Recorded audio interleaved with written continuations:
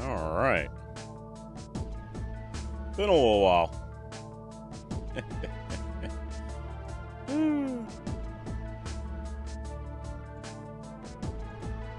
Hope everyone's holiday weekends were all good and fine. And Thanksgivings and all. Turkey days, if you will.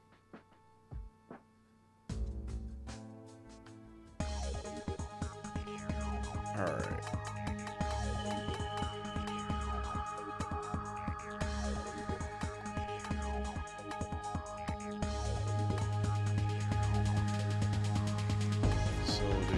Where's the egg at? I think this is where we're going. No, not there.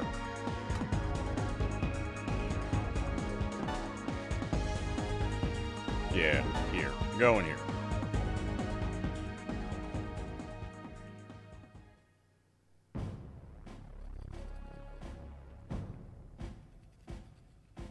Did you guys come out from there? Well, you're not going back in, I'm warning you. Because inside there's... Okay, so something's going on inside there. So the junkyard was the remains of Sarah's dream. Aaron was correct, but in a way, also mistaken. So are we going back in? How does this work?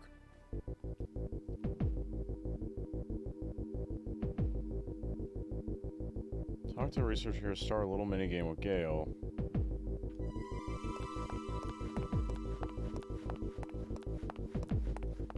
Is it this researcher? Was that the right thing to do? I couldn't refuse an order from the director. Leave me alone. The director? Does he mean Angel? Sir, if there's a chance she's involved, we cannot ignore it. Will you allow me to interrogate him? Alright. It's up to you. Should be a good warm-up for my battle against Celio. What should I do? Alright. Question. What's your objective here? Nothing. I just stopped by. Really, that's all. I don't know anything.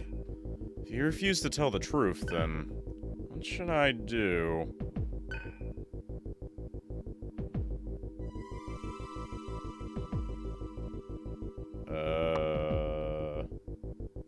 Talk? Using which tone? Logical. You're trying to protect yourself, there's no point. What? The world ends in the morning. If you're hiding something, now's the time to spit it out. I didn't have any choice. It was an order. I didn't want to do it. An order, I see. What should I do? Manipulate? Your logic is contradictory. You claim to have just stopped by, but then you said... you were ordered here, right? You were ordered here. You said that your orders brought you here. Did you not? I don't understand why you would lie in such an obvious fashion. Sure, I came here because the director ordered it. I was told to wait here. It doesn't change the fact that I don't know anything. What should I do? Question? What is it you're waiting for? How am I supposed to know? I was told to wait here. I don't even know what's going on inside. You still refuse to be honest. What should I do? Talk? Using which approach? Tempting. I have a ration here. You're getting hungry, aren't you? I don't want that crap! I haven't had Flotus in forever. I know of Floros. But what is Flotus? We're wasting too much time. There must be a better approach. What should I do? Talk? Let's be threatening. The researchers inside are your friends, are they not? Why won't you help them? No way. How'd you get like that? You're not human anymore. My friends are dead. Woohoo! How's it going, Phoenix? Huh. He knows what happened inside. We got him. What should I do? Alright, now we want to manipulate. There's a flaw in your story. You were ordered to wait here and claim not to know what happened inside, but in fact, you've been inside the egg facility. You realize that you essentially told us you'd gone inside the egg? Otherwise, how would you know what had happened to those inside? Very careless. Shit. Got him now. My holiday was pretty good. Had some, very interesting dinner conversation during Thanksgiving dinner. Dinner was good, though. Dinner was really good. How was your Thanksgiving, Phoenix? Everything good there? Yeah, sorry. Kind of took a little bit of a break there. I was just kind of... First weekend, I was burnt out. Second weekend, it was holiday weekend, so I was like, let's take a break. But I've been missing playing it, honestly. I kind of left right before I felt like I was getting to the end here. Plus, I think well, from what I've seen, we're getting into, like, side questy stuff now, too. Like an angel hunt, more optional bosses and all. Probably gonna be a lot of grinding coming up, I imagine. Alright. Question again. Over Janae's orders. Wait, what? What will you do? Question again?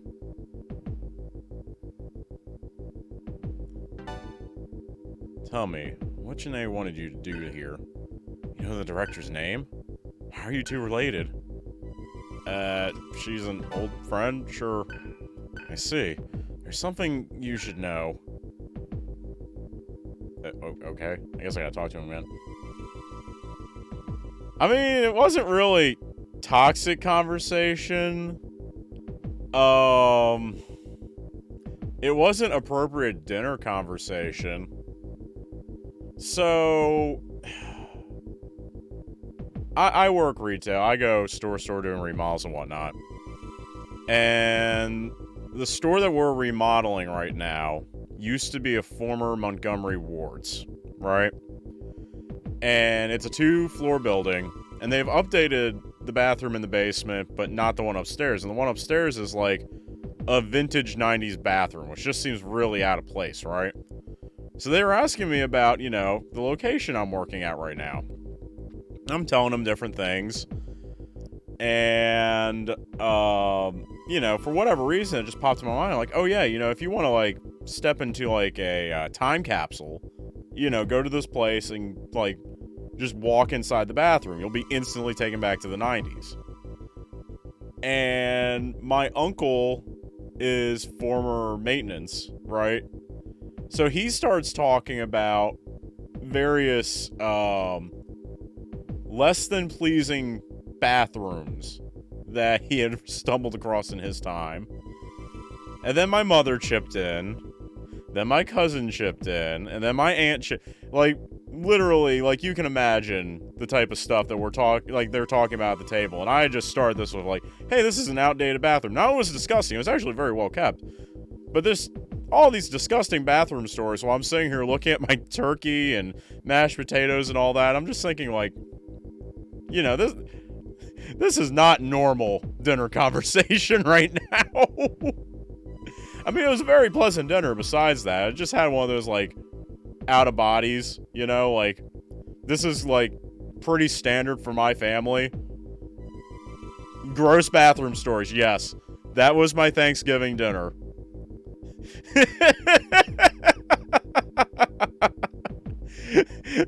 It's so in line with my family, but every once in a while I sit back and I'm like, this isn't normal.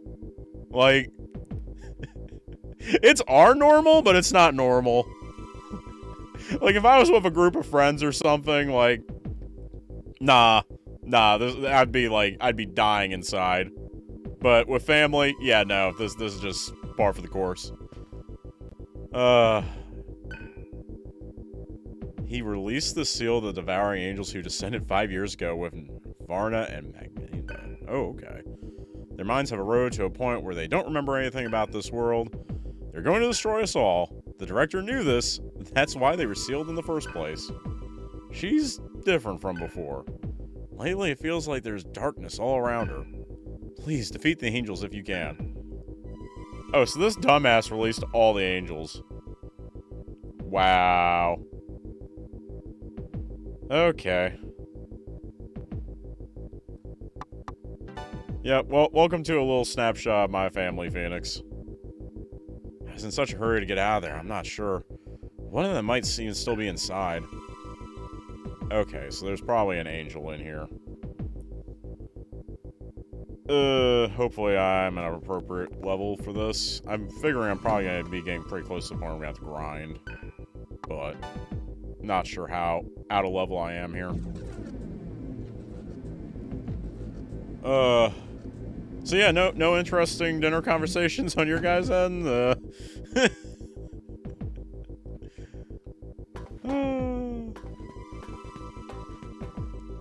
shoot, the light's still out down here.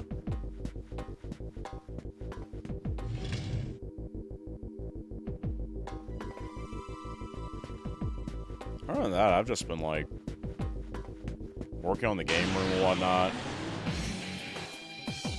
Plowing through some different games. Like, I'm playing, right now I'm playing Valkyrie Elysium, which I'm actually really enjoying. I didn't think I was going to. But it's actually a pretty good game.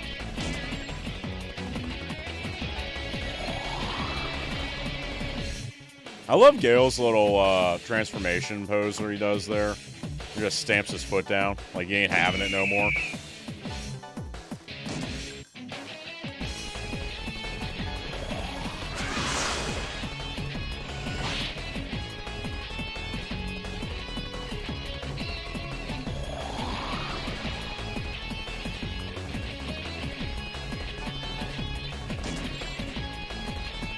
What do we want to do here?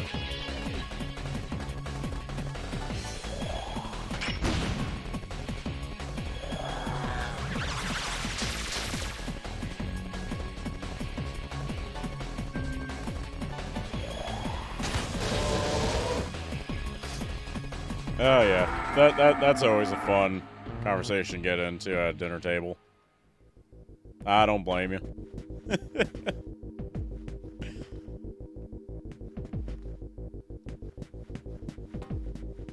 Yeah, it's kind of sad. We don't have a lot of kids running around in my family. Due to the decline in solar noise, the party was relieved of abnormal stats. Oh, okay, that's weird. Haven't seen that come up.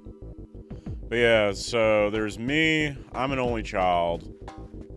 And then my mother, I have 2 sets of aunts and uncles who each have kids. There's like 3, I have 3 first cousins. And of the 3 first cousins, none of us have kids.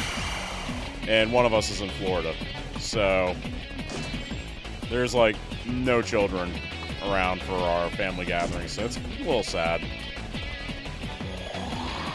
Wouldn't mind having some little ones running around, hang out with. Maybe someday.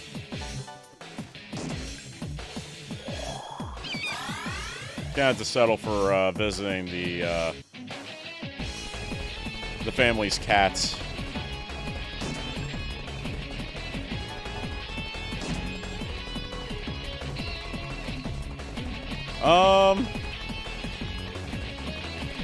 Yay and nay.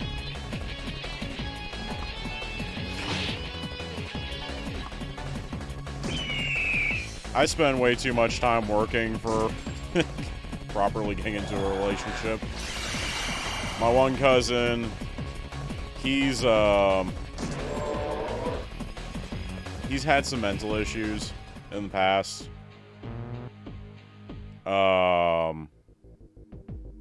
Just like learning disabilities and whatnot. He's still kind of in, like, he's 10 years older than me. And he's, like, fully functioning and all, but he's kind of got the mindset of, like, a late teen, you know, and he has problems, like, counting and whatnot. He's only been in, like, one stable relationship his entire life. The other two cousins are both married. The one tried for kids, but there's complications, and the other one just doesn't want them. So we're just, like, completely disappointing the family. I'll get there eventually when I feel like it.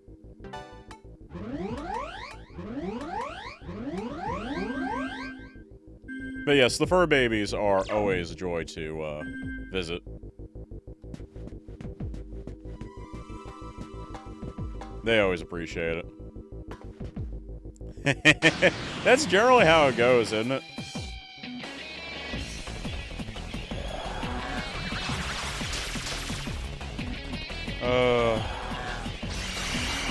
I mean, that would make sense. They're the ones that buck the trench, because they're the ones in Florida, and they have dogs instead of cats.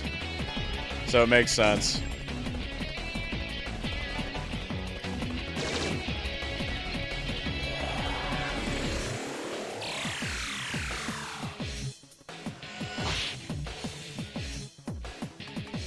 Let's go and transport him.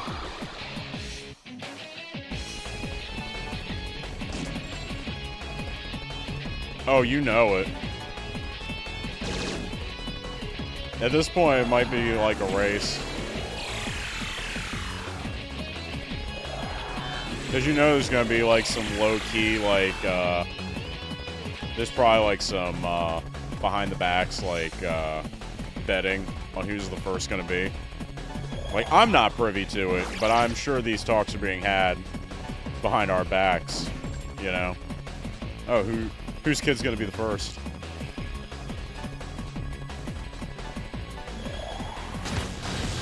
Oh, completely missed.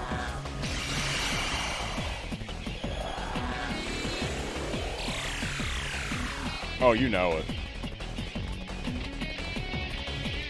Let me see if I can just... shoot, didn't want that. Let me see if I can just get out of this. You know, I think it makes complete and utter sense that I'm wandering around in the dark, and I'm getting ambushed constantly, but it's also hella annoying.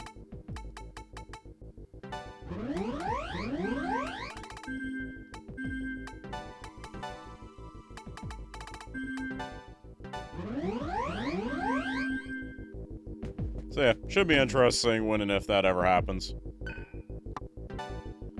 They'll definitely be having the best Christmases and birthdays ever.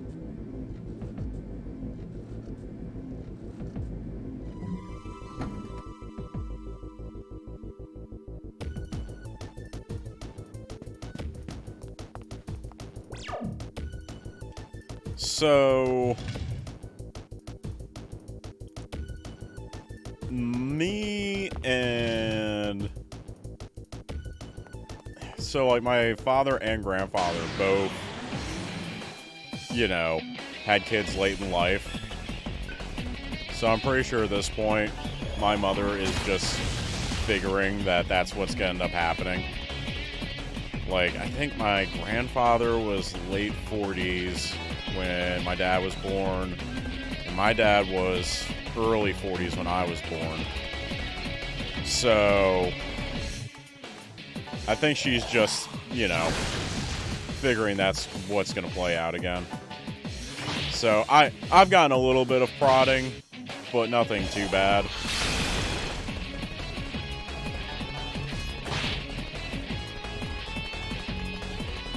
Doesn't help that, well, every time I do get into a relationship, I just have a horrible track record.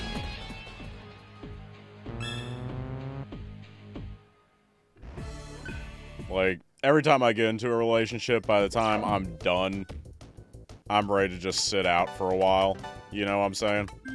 Like, I'm not looking to jump back in for like a year or so. I need some breathing room in between.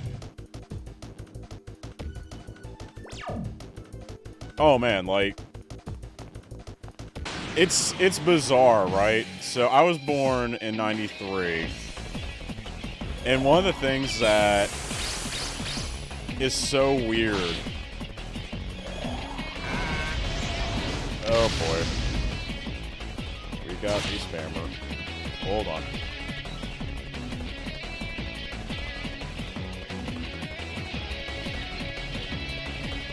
Plop.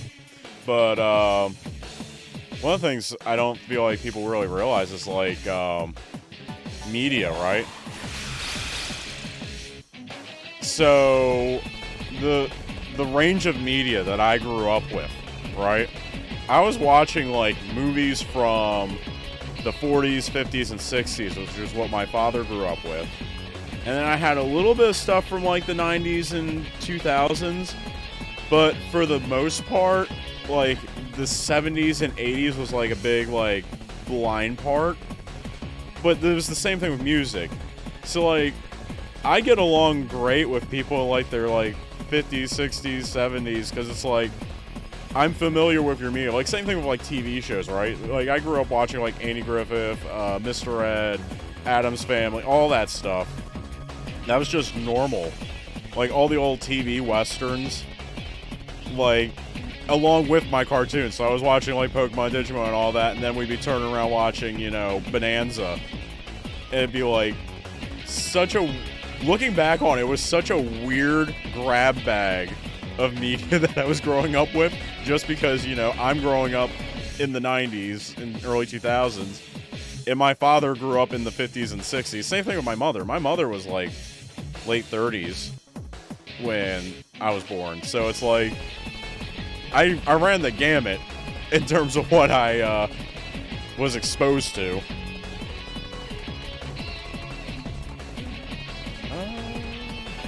What is even going on in this fight right now? Yeah, the whole thing with the relationships was like, I don't know. I won't go into specifics, but my last couple have been doozies. I just don't. Not for a while. It's been about a year. And I've been thinking about it, but at the same time, I'm like, nah, I need some more time. I'm good.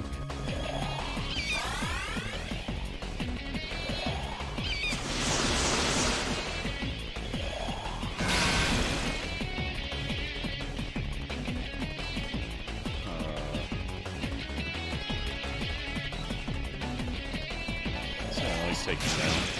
And I just completely missed. Oh yeah, I was a bizarre little kid.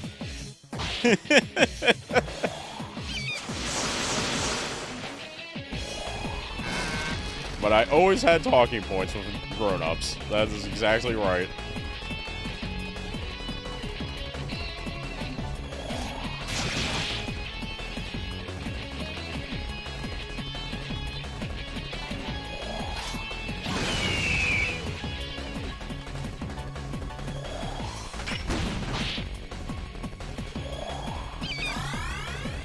You do feel like a little bit of an outcast sometimes with it, though, 'cause it's like, you know, feels like something you shouldn't be into at that age.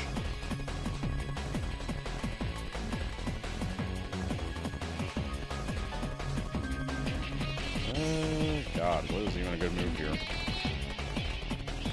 Probably just poison myself and heal.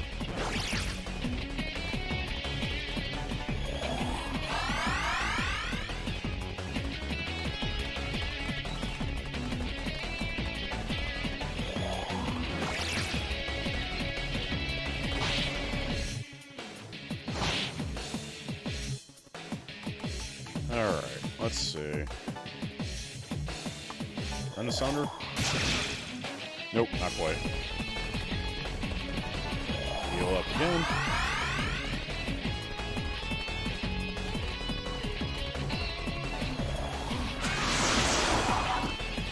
Alright, that's one down at least.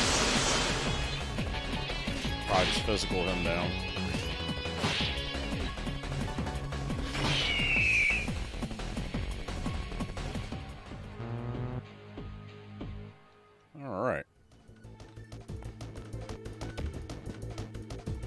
I feel so rusty. I also feel like I need to sit down and change up my set skills too, because I'm all over the place. I only have one healer going right now.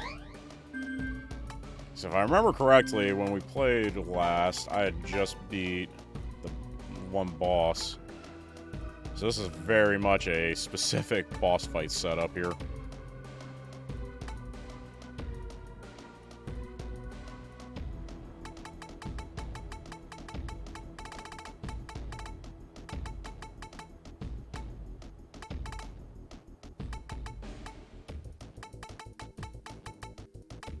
Gives you a different perspective, at least, you know?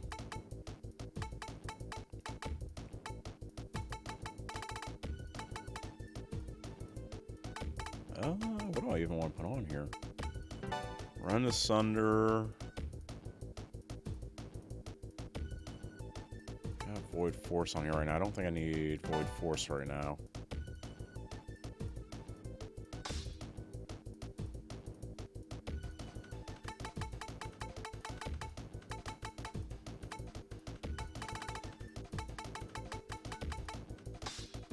It is funny having conversations with people these days, because, like I said, I'm so all over the place. So, like, I grew up with a lot of Disney stuff, right? Like Aladdin and Hercules and whatnot. But not the movies. I watched, like, the Disney Channel TV show versions. So, like, I have, like, no basis in, like, Disney movies, but I know all the TV shows, like DuckTales, Darkwing, Aladdin, Timon and Pumbaa, all that.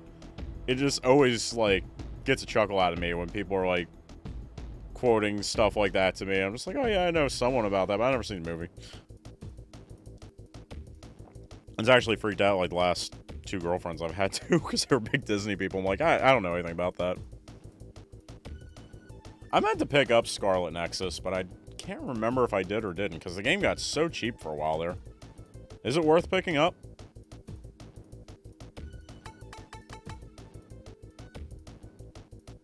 Definitely looking for more PS5 games. I'm pretty sure I got PS5 release.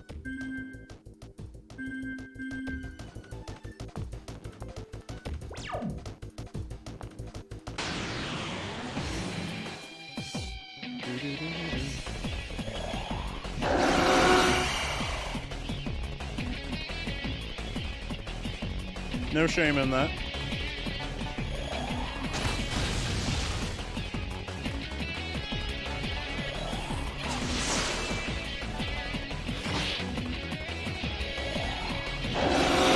I ain't gonna lie, I'm kind of getting tired of games that, like, for instance, like I said, I'm playing, Valkyrie Elysium, and I'm really liking it. But, you know, I always start games like that on normal, right? And I'm liking it so much that I wouldn't mind going and getting the Platinum Trophy for it. But to get the Platinum, you need to beat the game on hard. And I'm just like, I don't know. I'm so far into this playthrough, I don't think I'm really going to feel like going back through again and beating, you know, a 10-hour game a second time just to get one trophy. Like, I don't know. Unless it's an arcade game, I don't feel like it should matter what difficulty you play something on.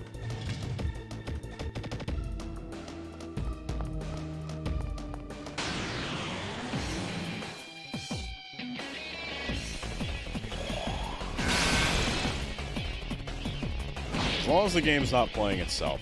That's when it gets a little bit too far for my liking. I don't know if you remember, like, some of those new Super Mario Bros. Games.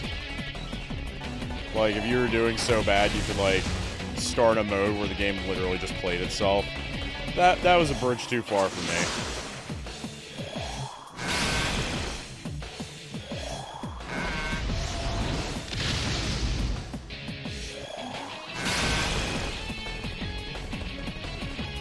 And that's what you should be playing for.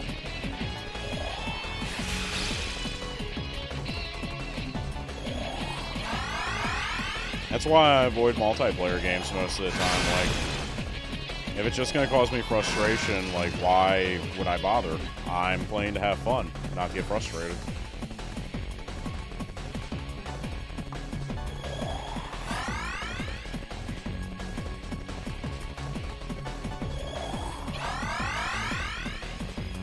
I mean, if you like the Norse, like, vibe, I should say, well, I really started to realize it with Valkyrie Elysium, just like, because it's something I noticed first with Skyrim, right? Because there was Skyrim, and then I played Valheim, and now Valkyrie Elysium. Just like something about that Norse, like, environment, like that whole setup, feels super comfy to me for a game setting. Just like, I don't know, just feels cozy, you know? I love that whole vibe.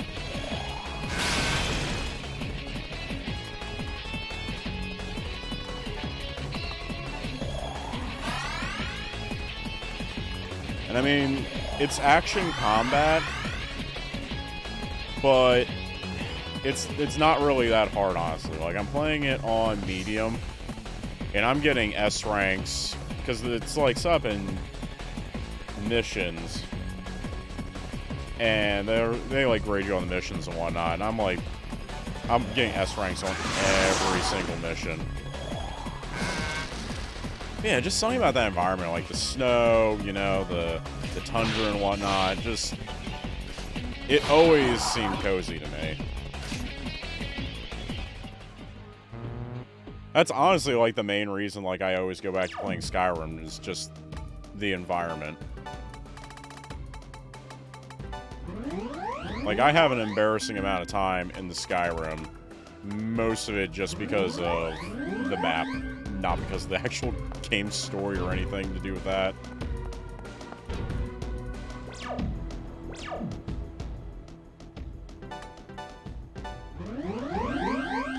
God, I still remember when Skyrim first came out. I think I put in, like, almost 100 hours into that game before I actually touched the main quest, just because I was, like, wandering around the world, like, exploring the environment. Like, it was crazy.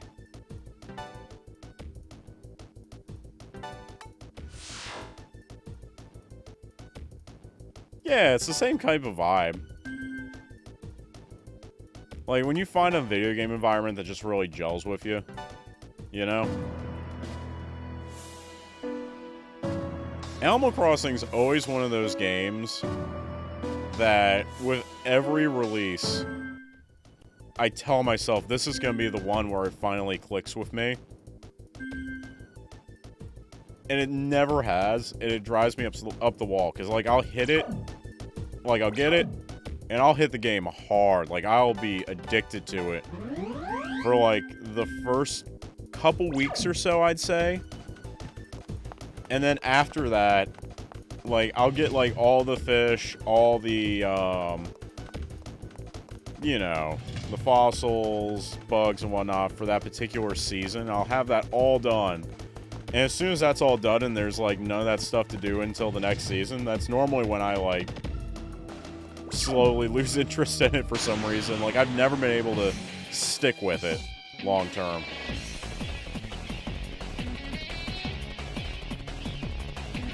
Actually, I think I saw that on sale for Black Friday. It wasn't like a big discount though. I think it was like 47 bucks or like 50 bucks or something like that. I thought about it. There were a couple games I was looking for, like, possibly getting cheaper on Black Friday that didn't get low enough for my liking.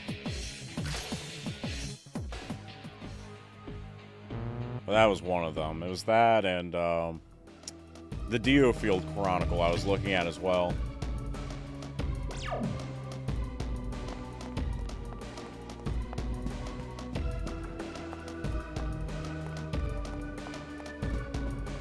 Square Enix has been doing a really good job with, like, their mid-tier, I'd say, like, games recently. Like the Triangle Strategy, Diofield Chronicle, Harvestella tier releases. Seems like they've been putting out a lot of good stuff.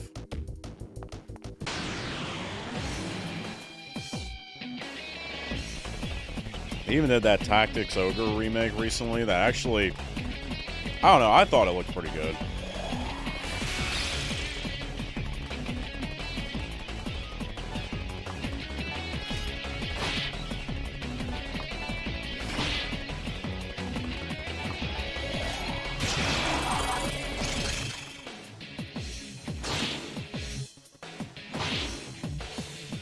Let's see if we can get a number to devour. I need to go back and play Stardew Valley again sometime. That's another one that I always love booting up, and I'll always play it through until winter And then winter's about the time that I'll stop playing. But I'll do everything up until then.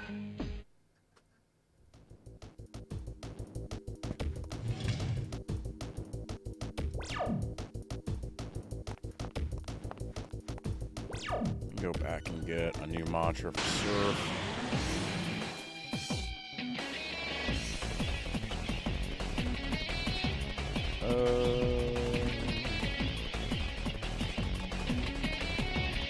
Let's deploy Celio.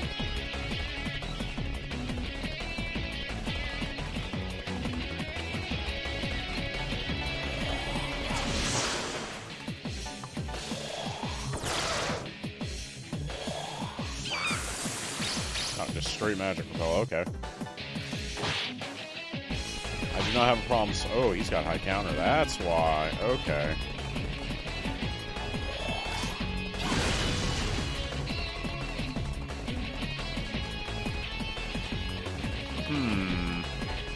See if this kills him. There we go.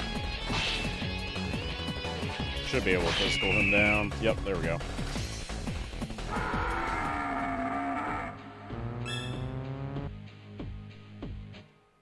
Bada boom.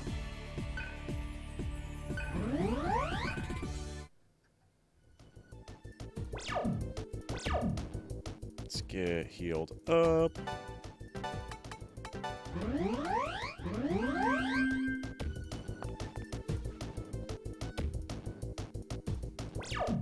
Yeah, there it is.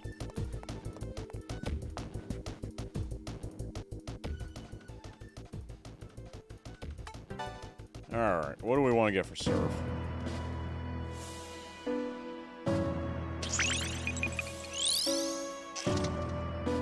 Problem is, I can't remember which one of these two we were going for originally.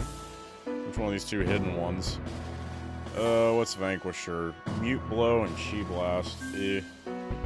Not overly thrilled with either of those. Zanma, Shockwave, and Force Repel. That's not bad. I have the money for it. Yeah.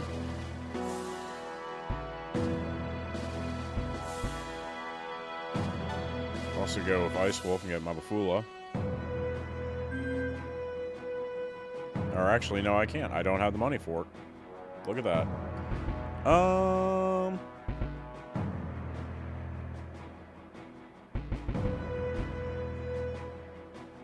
No, wait, I do have the money for that.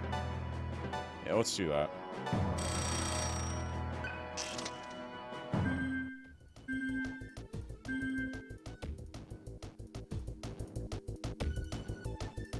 Alright. Back downstairs.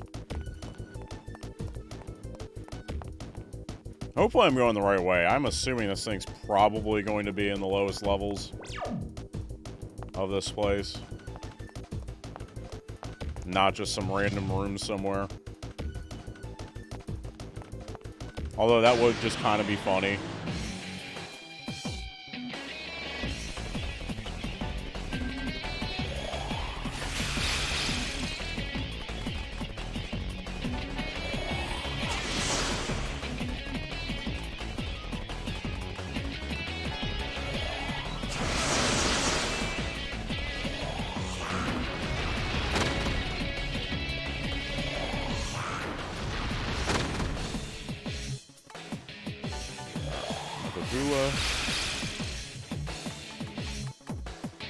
Let's see if I can hit a Bottle Blade. There we go. Oh, shit. And the high counters.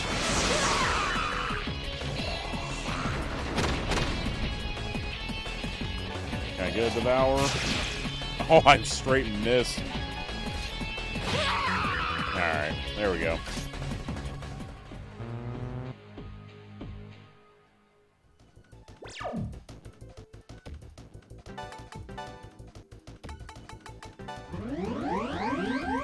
There we go. Now we go through the pain walls.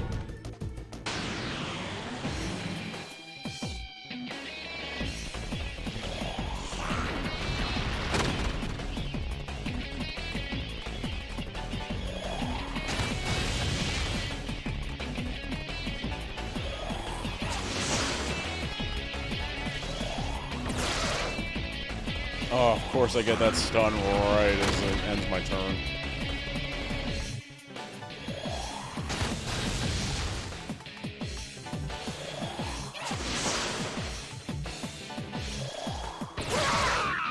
There we go.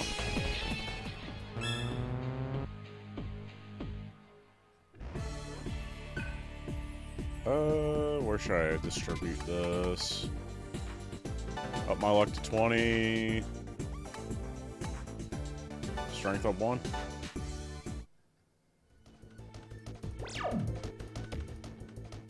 I don't even know if I need high luck in this game for something, but we're doing it anyway.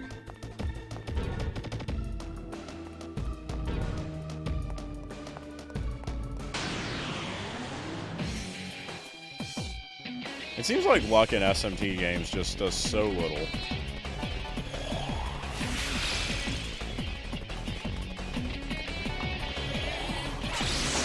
Ooh, don't want to do that. Okay. Oh. Well then. Let's do that. And then double Medea.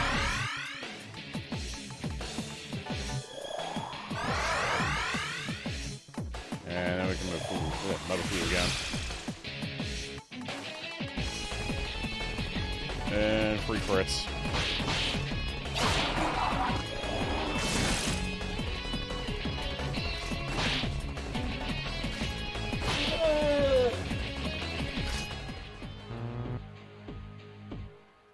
So I keep thinking, like, oh, I had characters that had, like, all these different skills, and then I just keep remembering. It's like, oh, yeah. Those are the characters that fucking died. What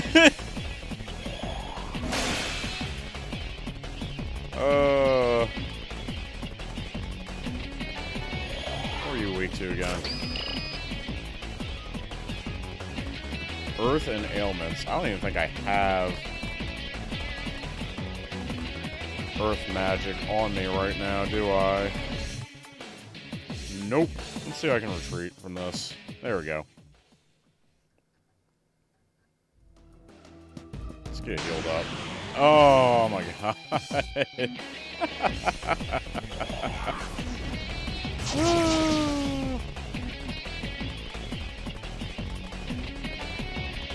No.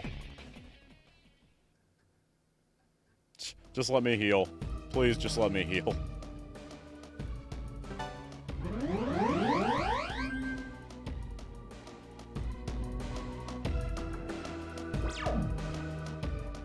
Alright, let's see. I'm pretty sure Sarah has...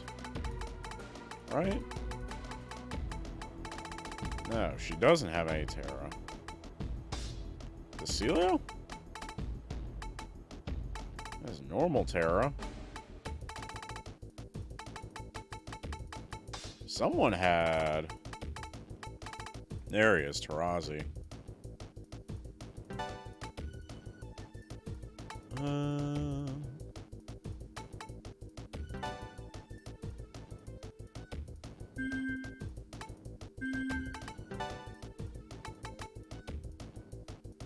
Then we'll do... Gail, Sarah, Celio.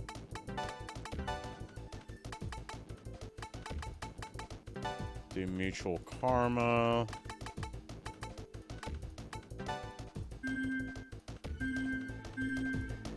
There we go.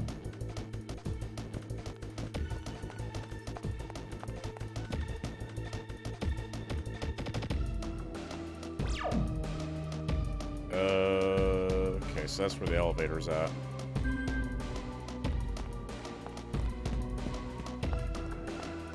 Again, I am really banking on this angel being at the end of this line, or at the end of this dungeon.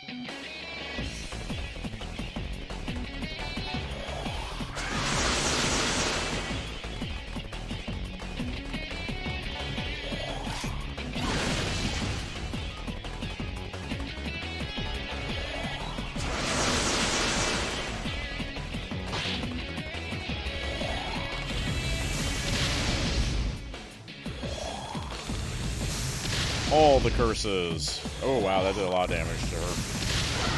Oh, that killed her. Well, that's no good.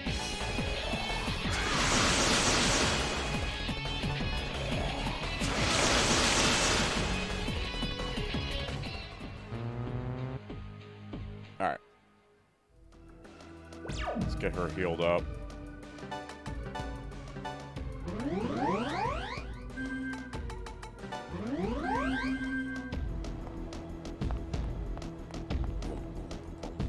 An unknown presence can be felt beyond the door.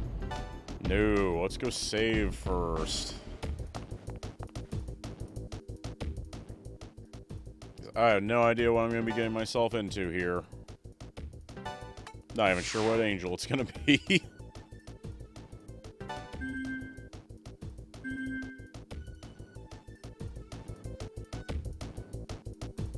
Alright. Let's go get our buckets kicked.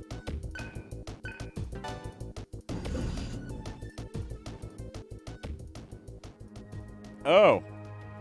Hi. Wasn't expecting you. I was totally expecting an angel. Wow. Uriel, where is this? Who am I? These stone dolls. I hadn't seen them before.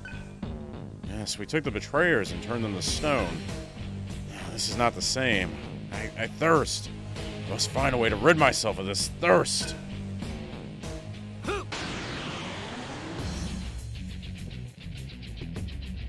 Alright. Might as well. Not sure what he's going to be throwing at me.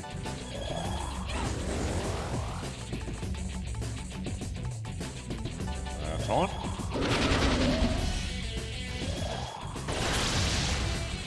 Alright, so lightning and... Oh, Megiddo. Okay.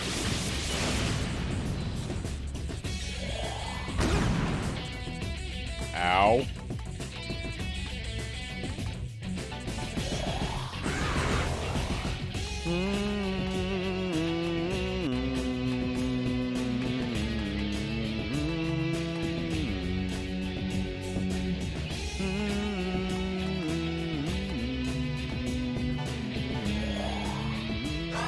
I love this remix.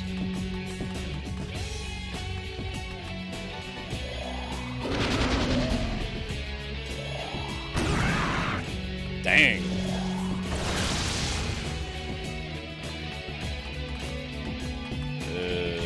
Revival? Let's just use the jump. Alright, so he's hitting us with... Let's see if we can hit him with... Alright, that just does normal damage. Okay, that's not great.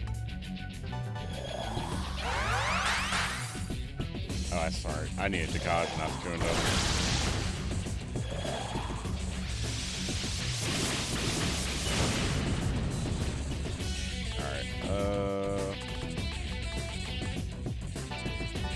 Bring him back.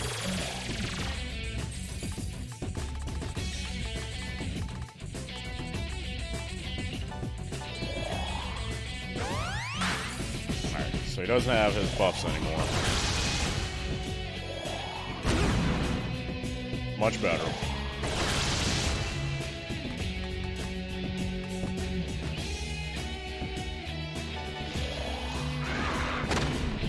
And he's shielded. That's great. Love it.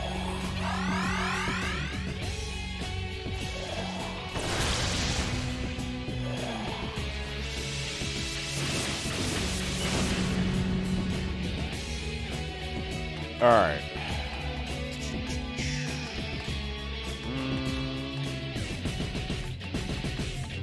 Kaja. Medea. Pass. Super Kaja. Get that back up on my party.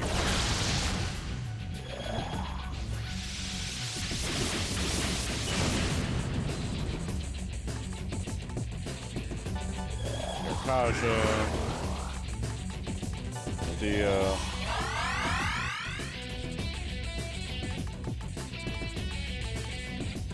Pass. This should be the last Super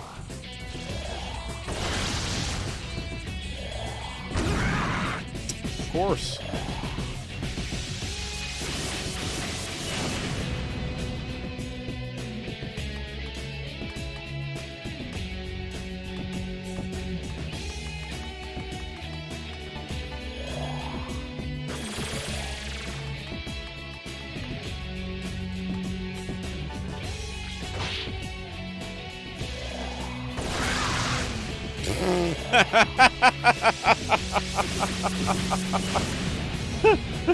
Sorry, there's just something about him getting nuked immediately. Yeah, let's just deploy Surf here. Let's see if that does anything for us.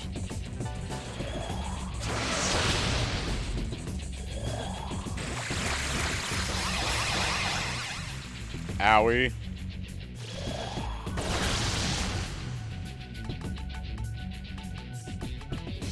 Alright,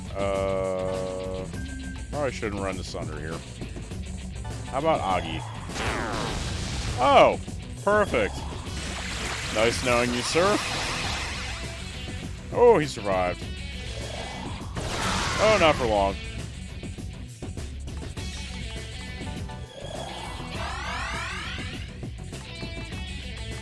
This is just not going great for me.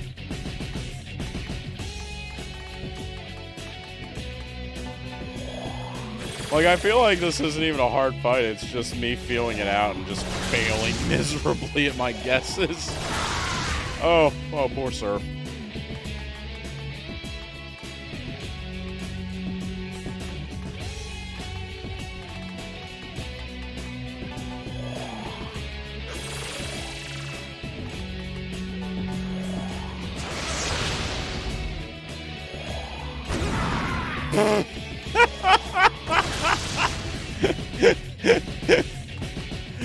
Hey, Surf. Want to do it again? Just keep tanking a hit and turn for me.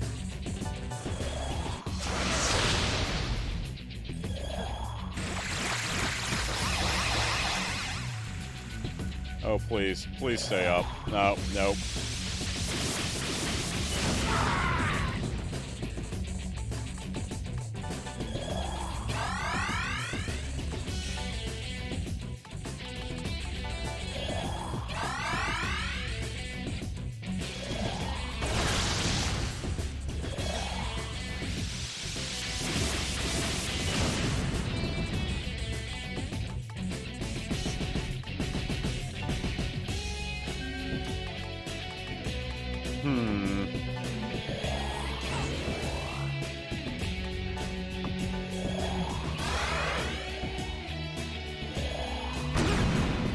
Owie.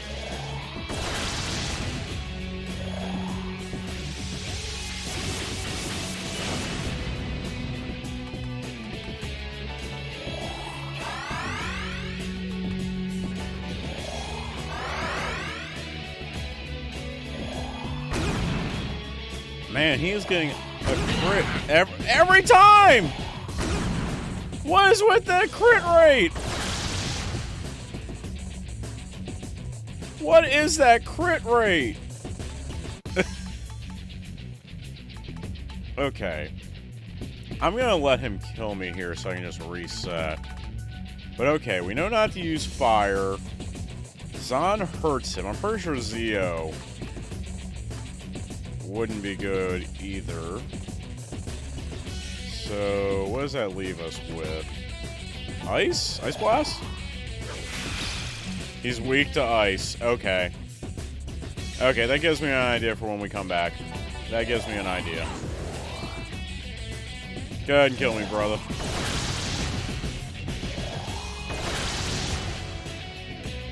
Or I can finally start dodging your lightning. That works too. There we go. You did the thing. Alright.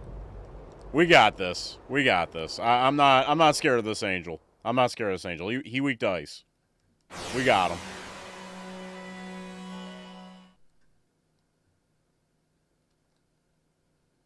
We gotta come back, and we gotta clip his wings. Easy as that.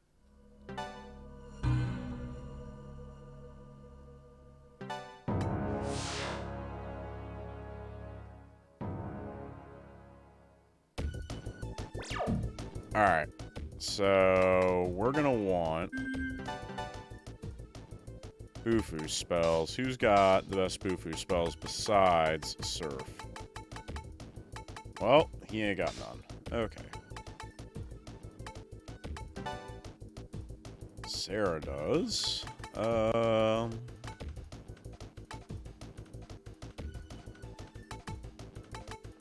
rid of that. Ice boost instead of void fire. Then it's fine. I only need single target right now. I have ice boost on. Not gonna need mutual karma.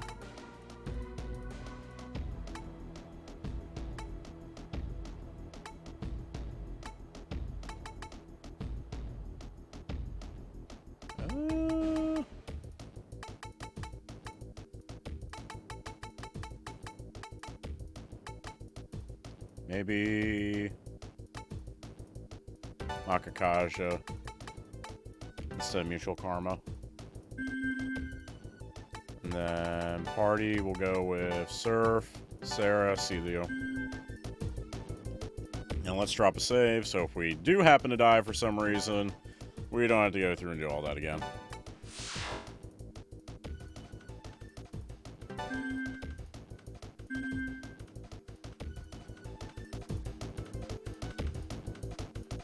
Alright, let's go clip some wings.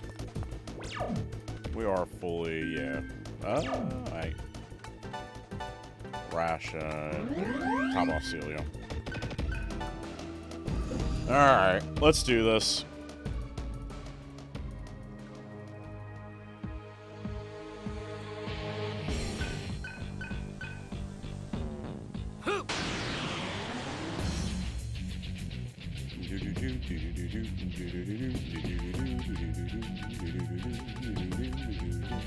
Let's start off with this.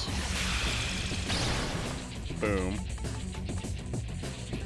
And I'll hit him with a little bit of this. A boom.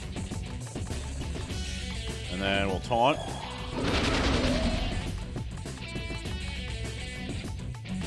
We'll do Makakaja. And Tsukakaja. Sweet miss. Boom.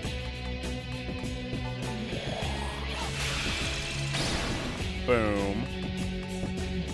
Hit him with another taunt. I don't think I can Dakaja him yet. No, I can only Dakunda right now.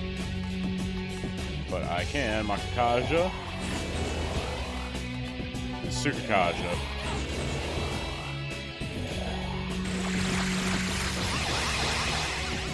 Oof. Oof, that was a beefy hit. Oh, he might get Surf. He got Surf. Okay. But I can Dakaja him here.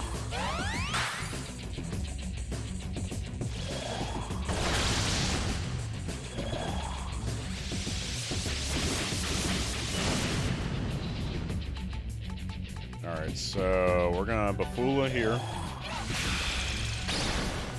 And then Celio. You're gonna revive Surf. And Surf's gonna pound him. We'll get another Secunda. So Sarah and Celia are top off. With that.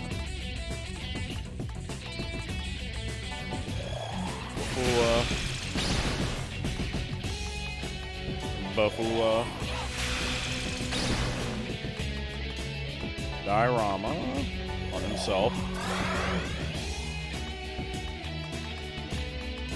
Makakaja. And he's got 2 Secunda on Surf. That way he has a chance of dodging. Oof. Oh my lord, really?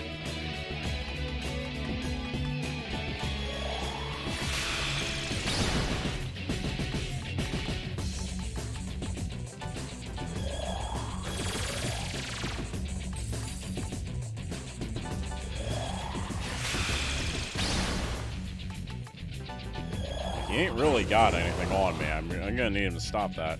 I am human. I know I was, until 5 years ago. I am Uriel. My duty is to build the Millennial Kingdom by God's authority. I will cast you down to hell! Ow.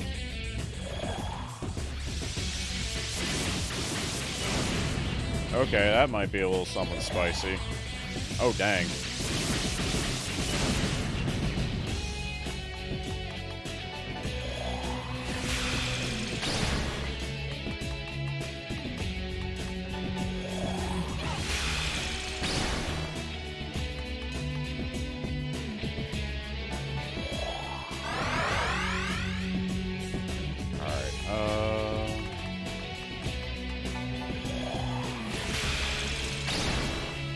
Alright, he's getting close. Heal up here.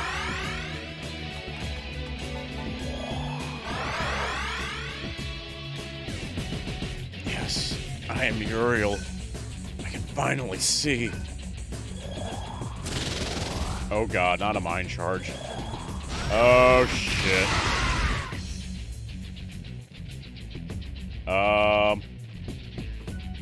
It was so easy though, Siri. It was so close. Oh, Siri, good grief. It was so close, Phoenix. I was right there. I'm sorry, I'm having flashbacks to Metatron and SMT3. Because I remember the same thing happened while she was watching me with Metatron. I was like, yeah, I got this, but I just got nuked. Just absolutely got nuked. Can I magic mirror this? Let's find out.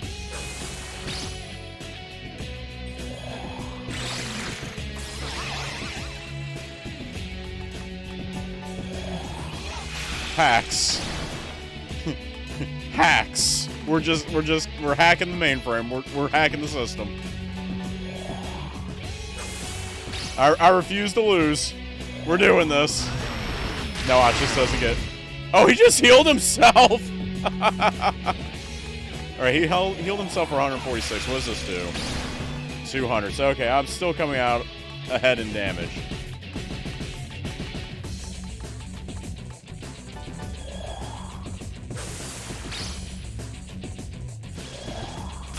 Jupiter's Fury. No, no, no. You are not Siri 2. I do not want to do you the service of misnaming you. I am sorry, Phoenix. Heat of the moment. Woo! I don't know if I'm happy about wasting all those magic mirrors, but yeah. That was a clean Uriel, right? Really clean Uriel. We ain't gonna talk about the rest of it. Uriel has disappeared.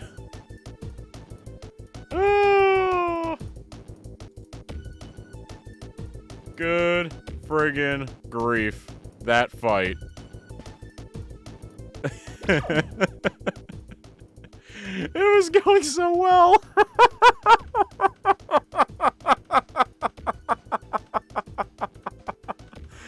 Oh, God. I was so cocky. I was like, yeah, I got this. Just almost nuked. Almost, like, just made a...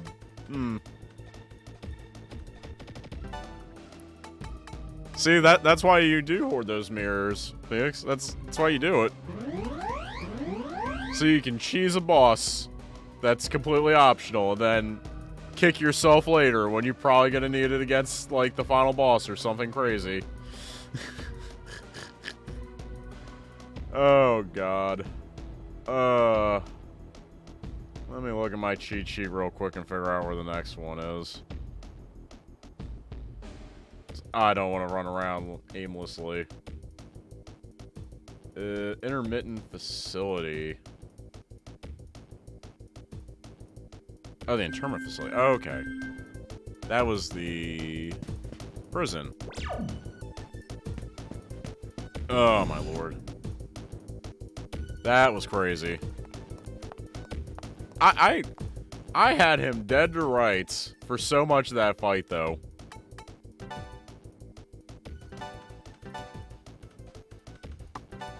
Like, those Bufus were hitting for like 200 damage a pop. I was blowing through him. And then he's just like, nah. Nah.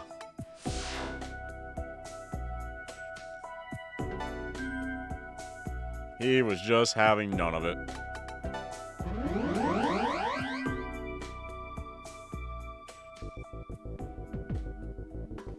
Alright, is it straight ahead of me? Yeah. Back to the first floor.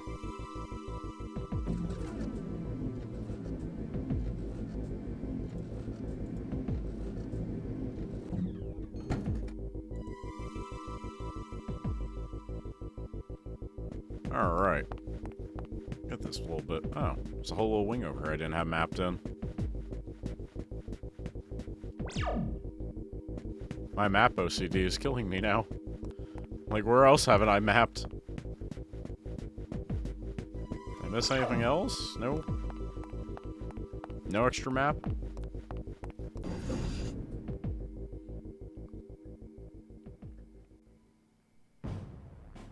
Anything new to say? Nope. How about you, Gale? Nope. Still just talking about the junkyard. Alright. Let's go see who the next angel is. Next one on our hit list.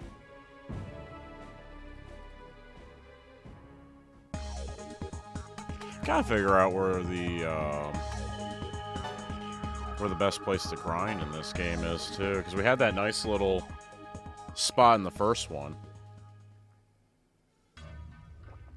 Figure out where I'm going to get all my Atma from. Taking an airplane to some old facility?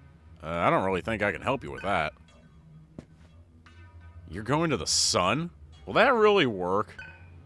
Huh, you have our support. We're counting on you. Yep, we're going to the sun on an airplane. That's how that works. The society wants to stop the sun too, right? Do you think we can talk to them and work together? You guys, I'm sorry. I wish we could do more on our own instead of relying on you. Well, I mean, if you went and got these demon marks, you know... There's an airport, but it isn't used much anymore. Never fight with Angel. Sheesh, it's gonna be a tough one. Fred doesn't realize how dangerous our task will be. We'll have to face Angel. The Promised Land is starting to sound pretty good. What the hell was that? I saw it! It's really dark, but I saw it flying in that direction. Nope, I guess that's our little hint that the Angel's here.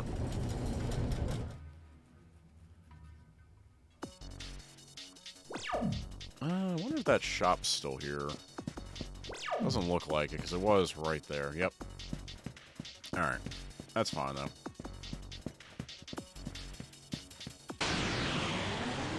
Wonder if they beefed up the random encounters. Doesn't look like it. That's just cockatrice. Aren't you weak to Agi? No. Zon? No. Zio? No. It ran away. Fear me! I'm trying to think. That might be the first time I remember a demon running away from me in one of these games. It wasn't like a, you know, a special, like a Mitama encounter or something like that. It was just a normal-ass demon that just ran from me. Like, okay. Taught it a lesson. You know what? Let's see if I can just physical it. Oh, yeah. Just 2 physical attacks. Wow.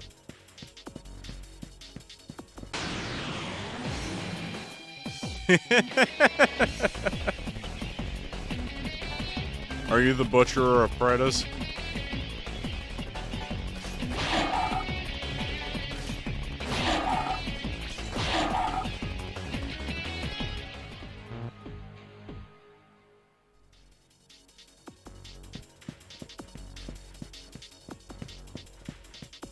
I'll be satisfied when slimes fear me.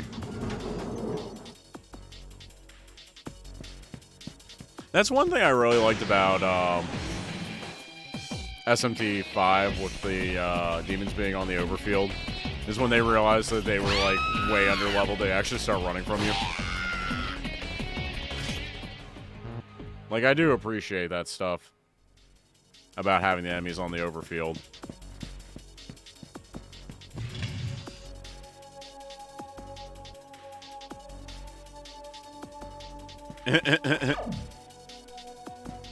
Gotta get a one of those dental picks to fish that out.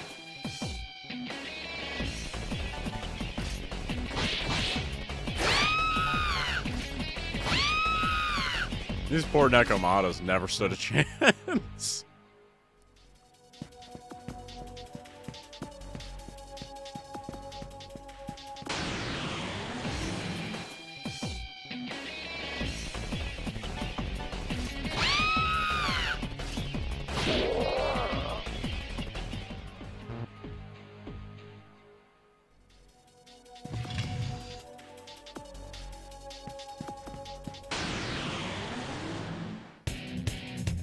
Ooh, special encounter. Time for a quiz show. Oh, I'm down. Let me fail this quiz real quick. Courier syndrome named after...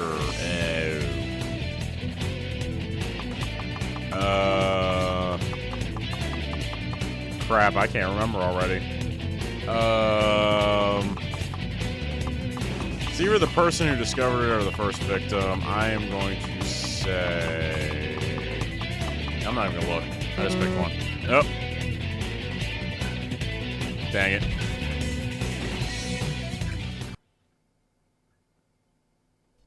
Hey, how's it going, Ripper? Of course. I would love to be an honorary Jack Bro, but unfortunately, there's no Jack in my name.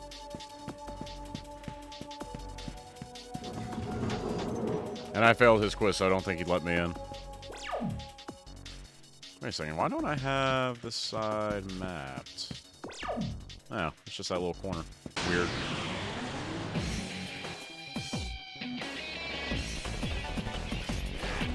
Oh, he actually dodged my attack. Look at him.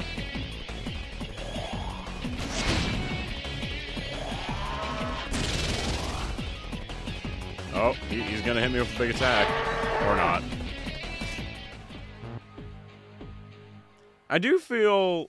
I was gonna say, I felt like the encounter rate was a little bit toned down from the first game. But it really does show when you're going back to these earlier dungeons and you're just, like, blowing through these fights so quick.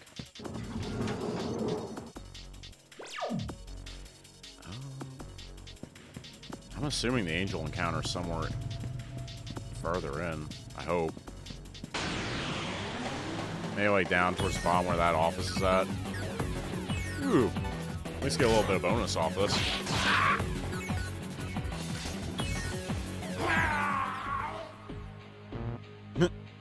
So we get a little bit of EXP instead of next to 0 EXP.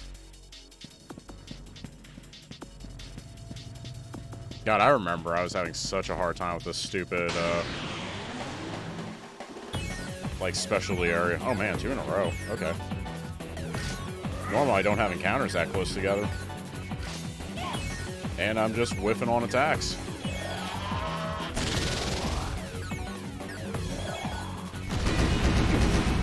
Dang. Dang. Yeah, like, just getting the timing down with the little, like, floor traps that he had going on, for whatever reason, was messing with me. I had the same thing with, Rideout in SMT3 HD. Like, it's not like it's hard, because it's really not. But for whatever reason, like, the timing and, like, how close he can get was just messing with me, like, constantly. So, like, I'd get, like, super close to just finishing it and have to go back and try it again because I got just a little bit too close. I mean, it makes it a really memorable thing, but it's obviously not what these game engines were meant for. You know? It makes it's a nice little special thing, because they always stick out when there's like an enemy on the overfield chasing you. But it's obviously not how these games were intended to work.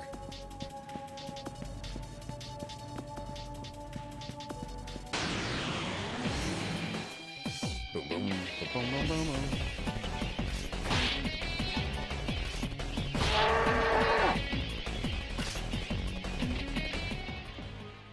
Oh, you gotta love the Dante memes. I mean, it is great. I just wish he wasn't DLC for the HD version. Like, I'd rather him had just been an option, but I don't know. I get it, but he's also overpriced. Let's go ahead and drop a save, I guess, because I'm pretty sure the boss is going to be behind the door.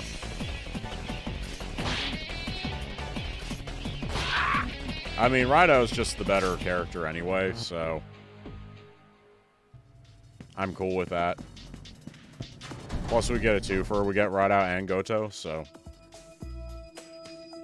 And honestly, Goto's voice in the HD version really makes me wish that the Devil Summoner games on PS2 had English voice acting.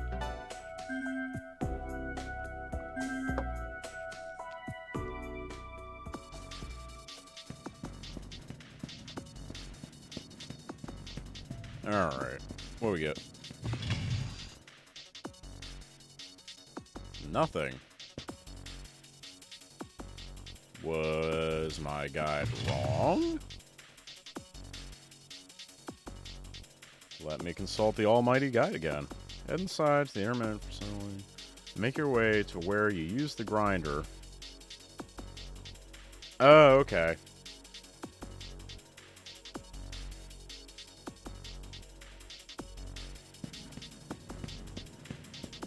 No, I don't think that was an error. I mean, Dante is just generally inferior to Rido. I mean, I'm pretty sure Rido's just, you know, generally the better character.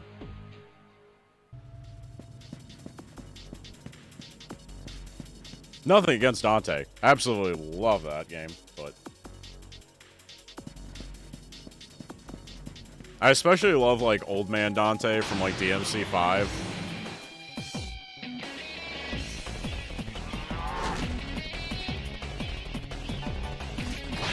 Do you remember what the ability was? Because I ain't gonna lie, I'm not super familiar with the original version of Nocturne. I need to sit down and play it eventually. Or at least the version on PS2 that we got. There's obviously the re-release.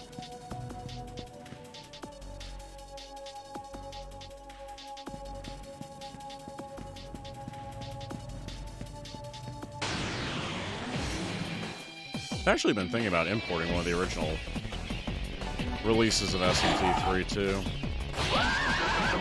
Before they started with the Maniac stuff and the Fiends and all that, just to see how different it is. I feel like I know enough about the game at this point that I can at least, you know, semi-make some progress through the game.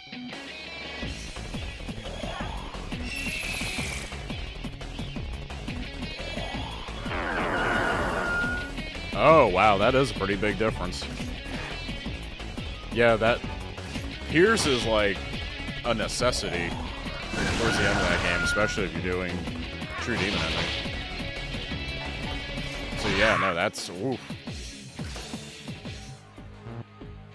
So I mean, even Atlas knew. See, in canon, Rido's better than Dante.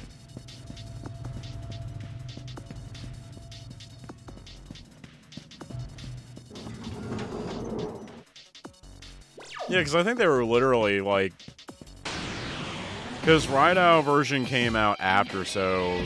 Rido version was probably, like, a bug fix for whatever was going on in the original release.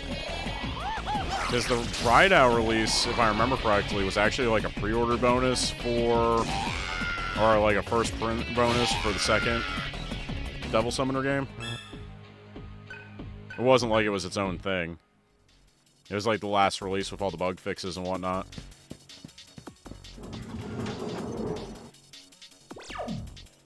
Alright, so this is the one end. The other end... Let's It's not in here. Ooh.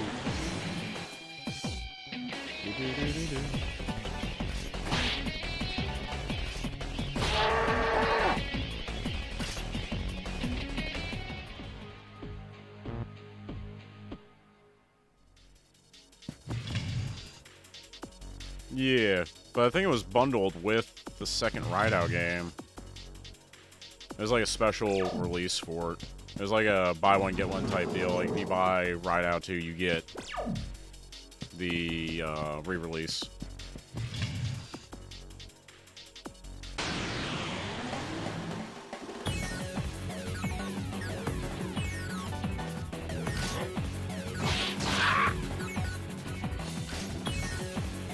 No, I think it was just the timing. You can double check me, because I could very, very easily be wrong. But I think that version just came out well after we got Nocturne in general. Because Devil Summoner 2 came out, I want to say it was like 2008 or 2009. And we actually did get Nocturne, I think it was either 2003 or 2004. I think it was 2004 actually that we got Nocturne. Okay, this is where our target's at. Where's the closest save?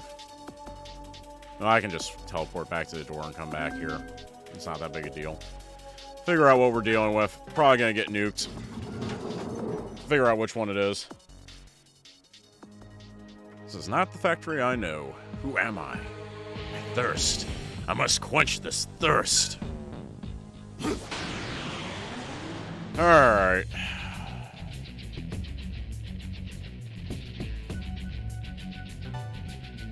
So, Raphael. What can he be weak to? Ryagi? Nope. Zan? So probably Zio. I'm gonna guess. I don't think I actually have anyone with Zio equipped right now. Or, no, I must. Okay. Let me just try this real quick.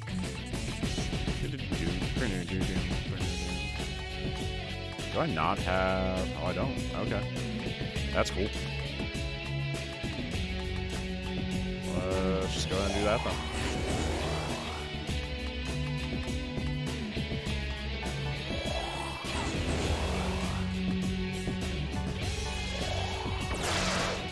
Yep. Alright.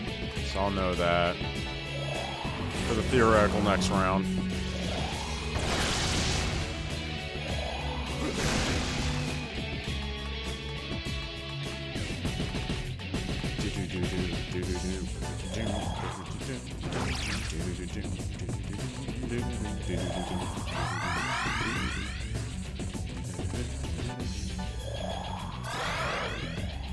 Such a good remix.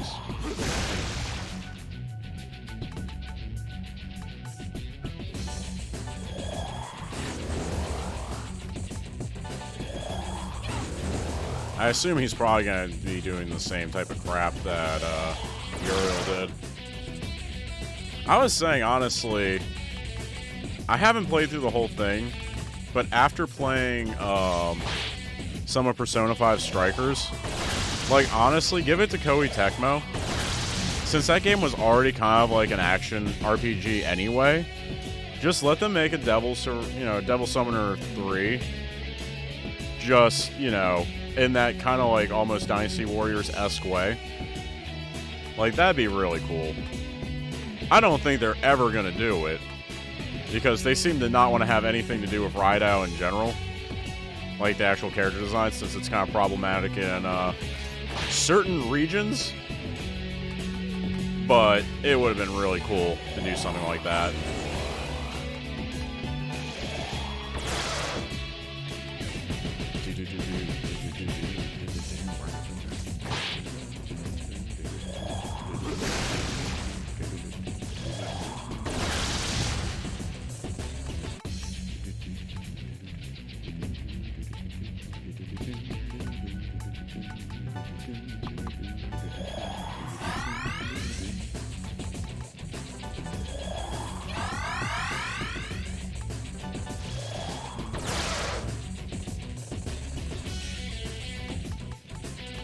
I still need to finish that game. I was streaming it too, like I was going hardcore on it. Just the Soul Matrix killed me. Like, it was such a slog. Like, every time anything with the Soul Matrix came up, I could literally just feel like a pit in my stomach. Because I didn't want to have anything to do with it.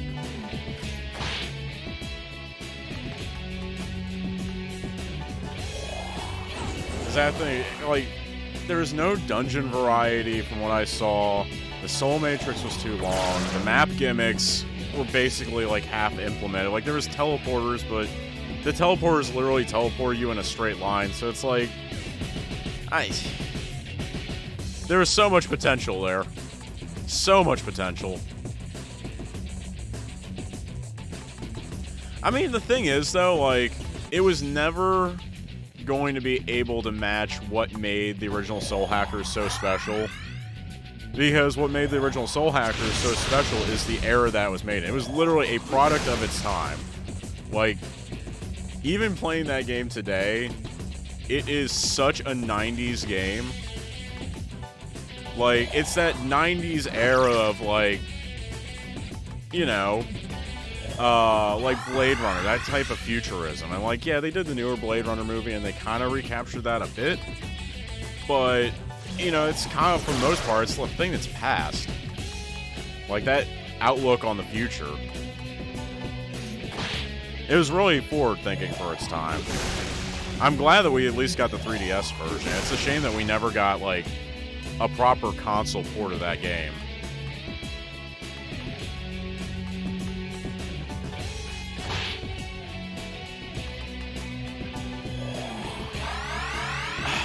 I wouldn't call it that big of a train wreck, though.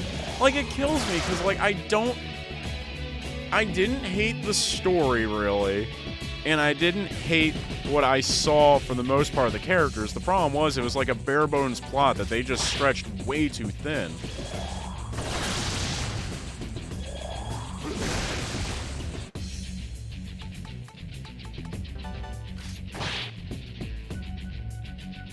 Fair enough.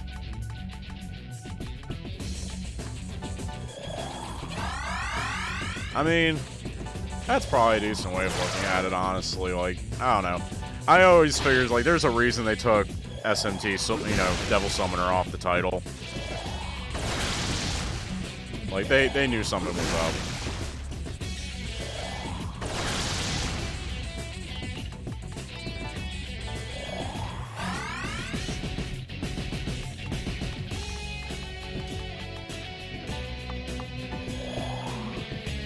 And the demon list, honestly, you know what my biggest problem with that game was? The demon list. Like, there were so few demons. So, like, the enemy variety was completely nuked. So you're facing the same demons over and over again. Like, I did some research on, because actually, I was telling Siri, one of my regular reviewers, like, I was actually at one point writing a review for the game. So I was, like, doing, like, decent amount of research on the stuff. Soul Hackers 2, literally, in terms of, like, the 3D games coming from the PS2 onward, other than the Persona games, which some of them do have a lower count, but they're only personas. Remember, they're not enemies, because you're facing shadows or whatever in those games. But it literally had the lowest demon count of any 3D Megaten game, including, like, you know, Nocturne and everything else from that era. Like, it was literally the lowest amount of demons. Like, how is that possible?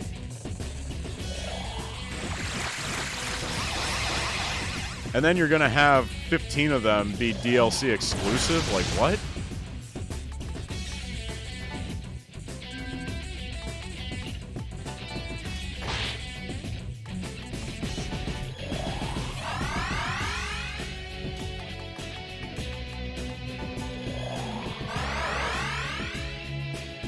I so wanted to like that game more, though. I need to sit down and play it more.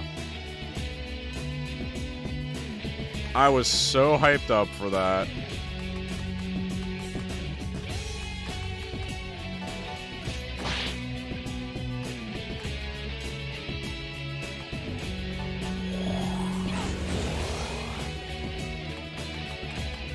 Okay, I will say I liked a lot of the soundtrack. It doesn't feel like a Megaten soundtrack though. But if you don't look at it through the lens of a Megaten soundtrack, I actually really love that soundtrack. It was actually a funny thing. It was actually done by the same composer, or at least the composer's company that Keisei Okabe, the guy who does the Nier soundtracks for Yoko Taro. But I actually really like the soundtrack. It's just not a Megaten soundtrack. I'm a human. 5 years ago, on that day. No, I'm Raphael. My duty is to build the Millennial Kingdom by God's authority. Witness the fury of the heavens. Owie.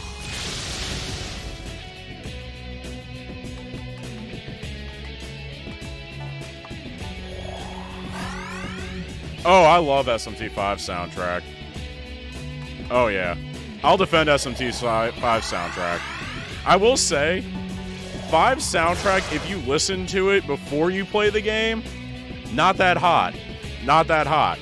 After you play the game, and you realize, like, the timings and whatnot with it, oh man, it's amazing. Like, especially, do I want to spoil it? I don't know if I should spoil it. But the last boss fight you need before you get the neutral ending, before you lock yourself onto that path, that battle track is one of my favorite battle tracks of any RPG of all time.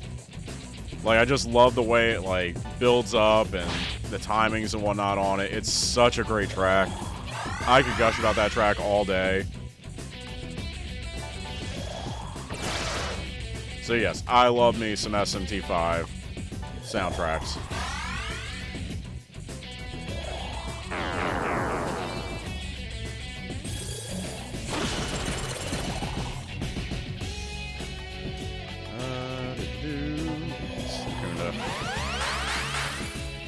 Yes. Yes. It needs to be... Like, put it this way. There are a lot of soundtracks like that, I feel like, in gaming that I love.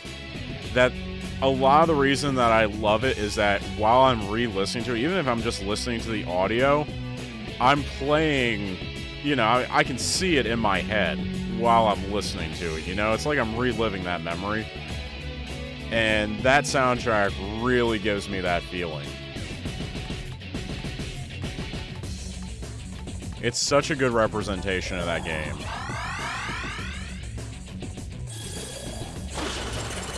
Because put it this way, as much as I was okay with the soundtrack in SMT4, especially for a 3DS game, but even to this day, I'll listen to tracks from that game, and it's just like, okay, this is good, but it's just kind of generic rock. But SMT5, I'm like, nah, this is an SMT soundtrack. Like, yeah. Like, this is something that could stand up to scrutiny with Nocturne soundtrack.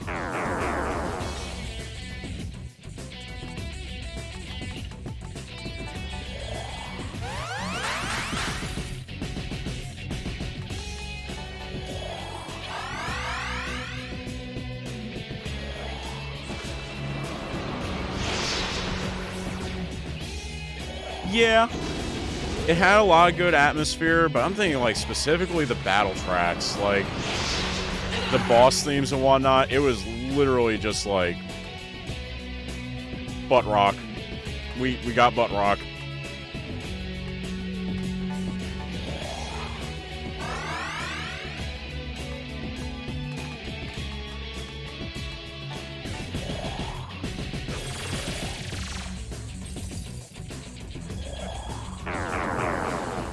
I can't remember specifically which one, but one of those underground themes, I remember, it just fucking slaps, man. It was like, oh my god. Like, for an SMT4.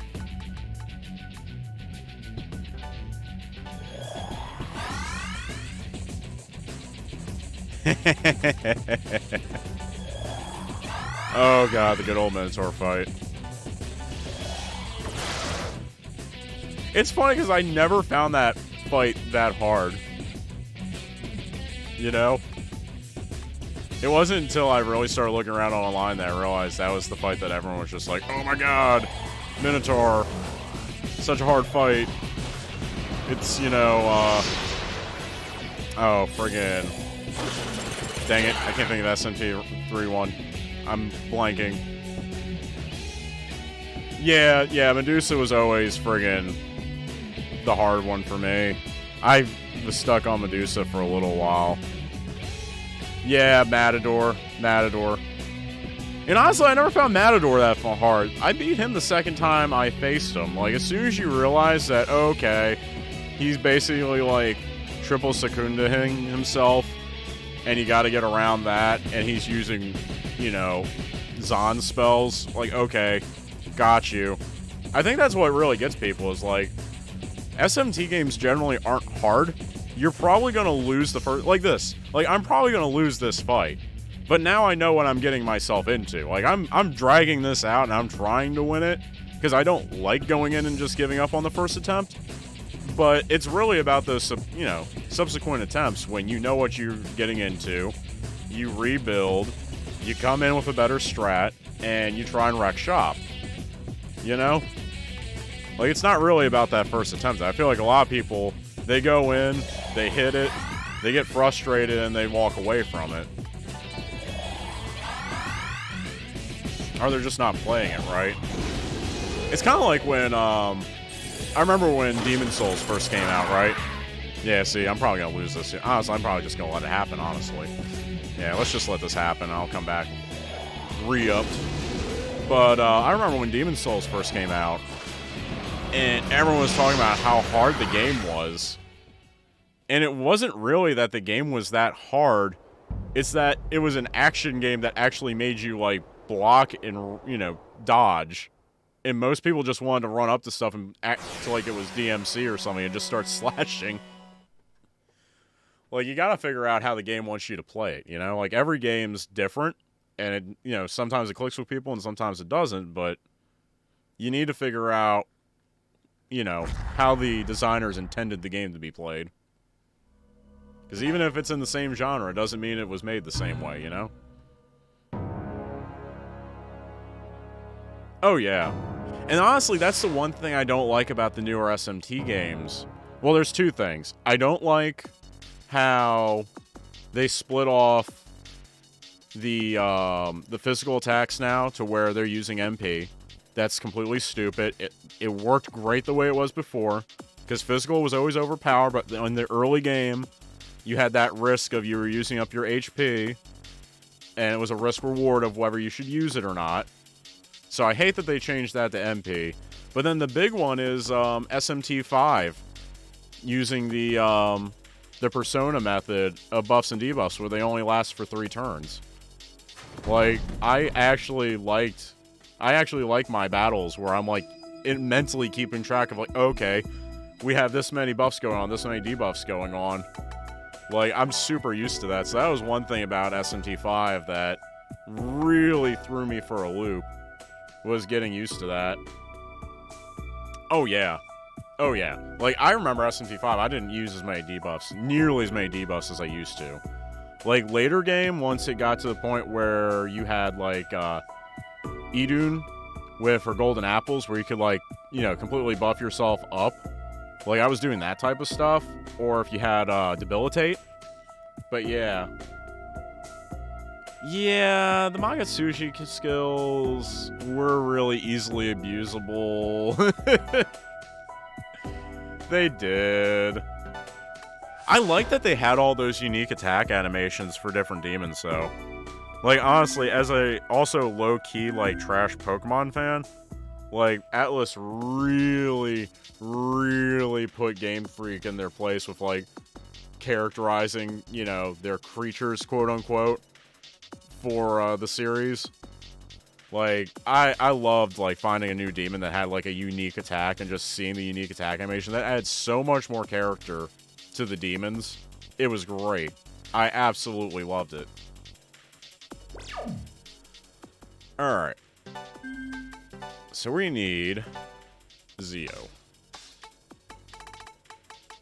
Surf has none. Oh god.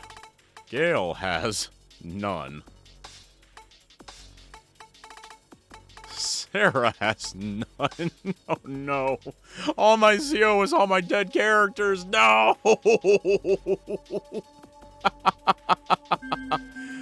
Oh, well, guess I'm grinding a little bit. Let me go get the, the neutral ending. Okay, so I don't know. I'm of two minds on it. Honestly, I kind of feel like SMT should... I don't know. They need to work on how they do their alignment system anyway. Because I really friggin' hated SMT 4s. And this is coming from someone who the first 2 times they played SMT 4, I got the neutral route. So it's not like I had problems getting neutral in that game. But I also do not like the whole, you know, working in the shadows, I have no idea what I'm actually on type thing. But, you know, I also see where SMT5's is like super brain dead, but then again, SMT5 also doesn't really have a plot. So I don't know what you were really going to do there in terms of alignment. Like, they really needed to add a plot into that game. I was kind of hoping there was going to be a,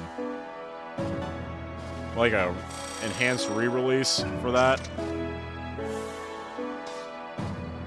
Like, I'm still kind of hoping, like, we get, like, maybe PS5 and Xbox versions where it's, like, a Maniacs version, per se, type deal.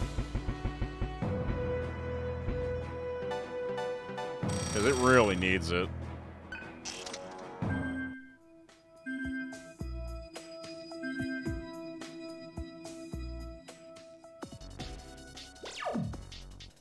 Alright. And party. Boom, boom, boom.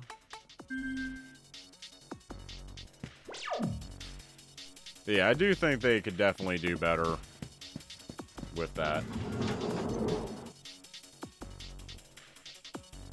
Oh, it's not arguably stronger. It is definitely stronger than the game's final boss. That is not an argument. That is a fact.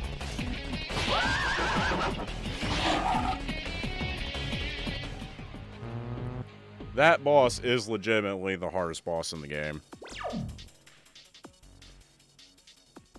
Like, I remember after that, beating the actual final, like, the true final boss of SMT4, it's just like, oh, that's it? Like, the only thing in that game that is harder than that actual final boss, which this is not a spoiler because he's friggin' DLC, was the Demi-Fiend. Yeah, the Demi-Fiend, obviously, which I still have not beat. I've done all the Fiends. I have not bothered trying to do the Demi-Fiend fight myself.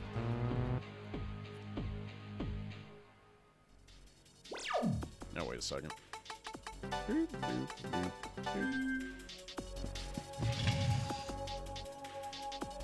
Yeah, I've made a couple attempts on the Demi-Fiend fight, but I was like, nah.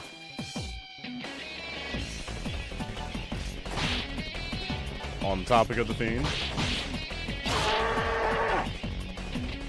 I have not, because that playthrough before this of Digital Devil Saga 1 was actually my first playthrough of that game. So, and he's a New Game Plus exclusive boss fight from my understanding. So I have not yet. And actually, funnily enough, my dumbass said he was going to go back and play, because I didn't do, I think it's the Seth fight, which was the final optional boss. I did all the optional bosses except for Seth. Or whatever the actual final dragon boss was. No, it's not Seth, it's someone else. Someone called the Orbs, I can't think of his name. But I didn't do that either. I just decided to end the game, so, because I was moving on to Soul Hackers 2, actually. I said I was going to go back, grind up some levels, do that, and then transport my save over. So yeah, I got so fed up with Soul Hackers 2 that I just kind of rage switched over to this. And I forgot to go back and you know, finish up my save transfer over. So this is a completely save transferless playthrough of Digital Devil Saga 2 as well. Just completely fresh. Yeah, I always forget his name too, but he does kind of look like Shenron. And he got the balls, the Dragon Balls, basically. I'm assuming they're probably based off of the same mythological deity.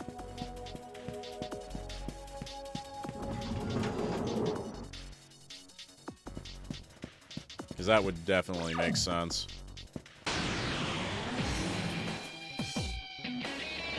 I think it's like, what, some rings, and if you... I don't know what the choices were, but I know if you make, like, certain choices in the first game, there's, like, an optional party member you can get in this one. Oh, what do you get for beating Demi-Fiend? Because, honestly, I will say this. I like how Digital Devil Saga 2 ramps up a bit earlier. But, honestly, I've been having an easier time with DDS2 than the first one. Oh, dang. Yeah, that would do it. Plus 10 to all stats would definitely meet the bill. Should I wonder if I just go in?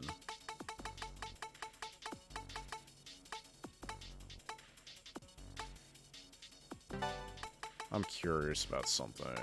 Get rid of taunt.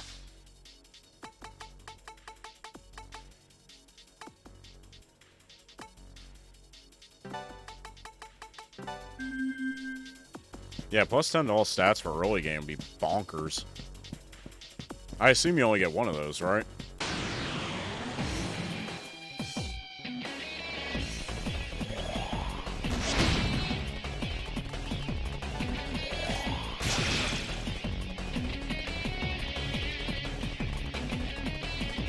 Well, as it should be.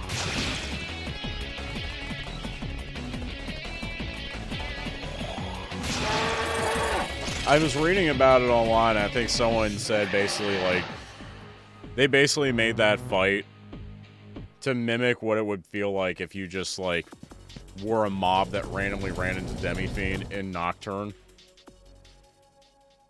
So basically just, like, you're just some low-level demon that he just curb stomps. Would that be accurate?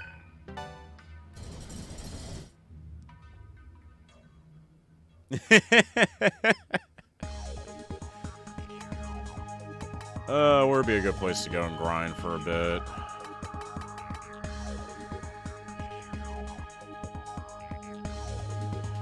Interesting.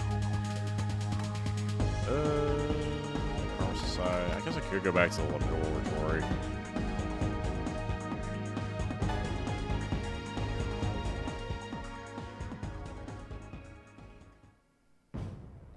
Oh, Jesus.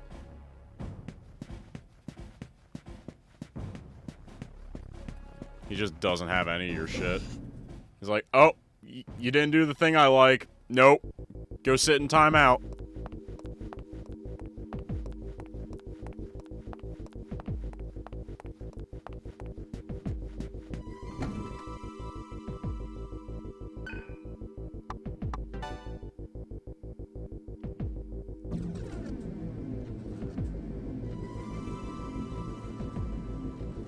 I can't believe all my Zeo was on the characters that died.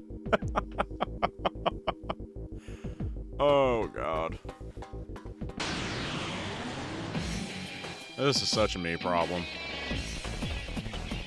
See, that's the thing with playing a game for the first time. Like, I had no idea what was going to happen plot-wise.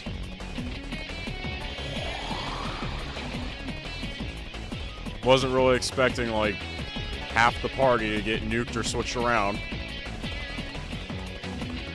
Yup, I had no idea going in either.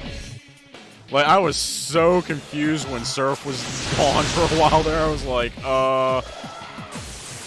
like, who's the main character?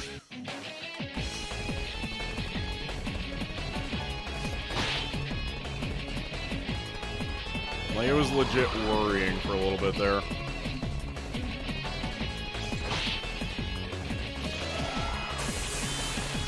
Yeah, I could definitely tell, like, second time through, you could make better choices.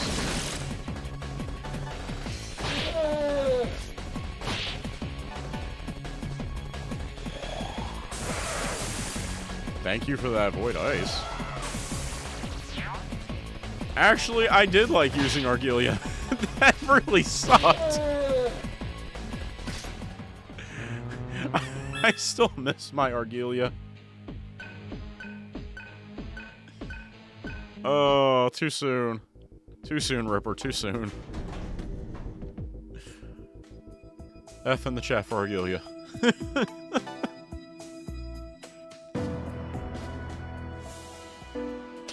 As much as we were ragging on her in the first game for how bitchy she is about everything, she's still like the best friggin' healer.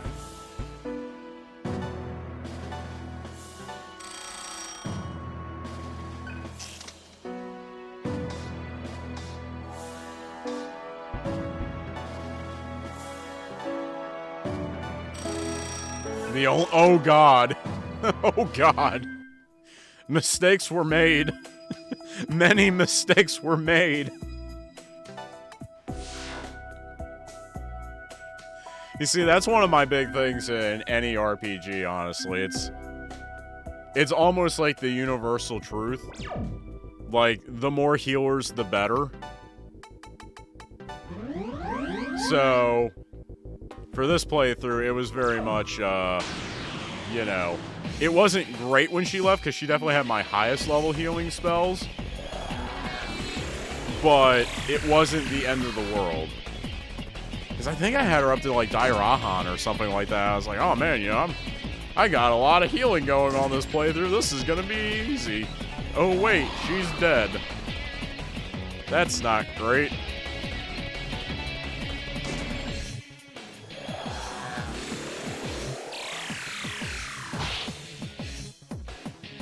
But yes, it sounds like mistakes were definitely made.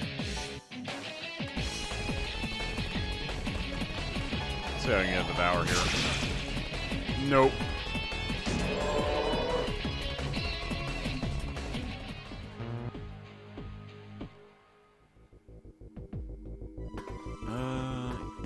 Let's see if I can... Do I want to go to the light portion? I know, right? Like, they really ramped it up for the sequel.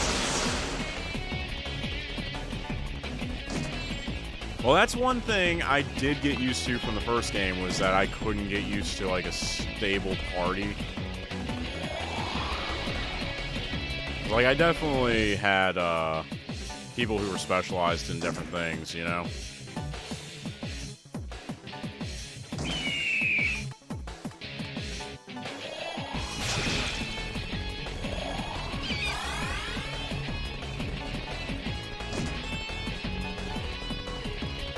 So I did get lucky in that case.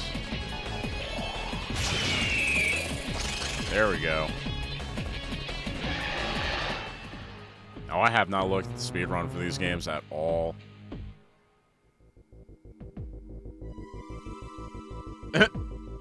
Rush Surf to Agadine, that's the win button.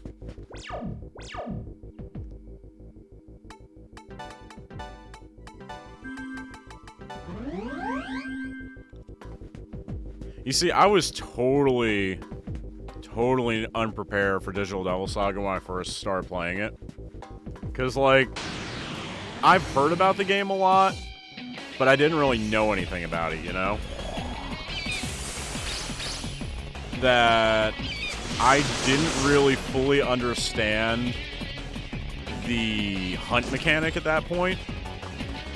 So I spent pretty much the entire first playthrough thinking that I could only effectively hunt if the enemies were in the panic state, which totally effed me over, because I spent most of the playthrough just getting, like, normal Atma for everything.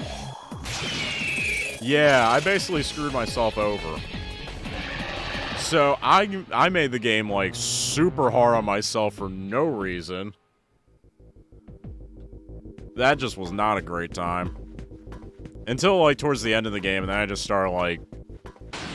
we found the one, like, sewer area.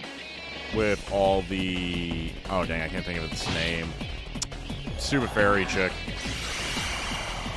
Yep, I gave it one. Everyone's like, oh, it's the easiest Mega 10 game. I'm like, bet.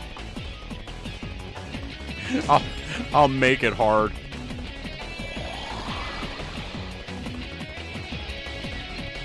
Yeah, the Titania hallway, that's it. Yep, we grinded that out for a while.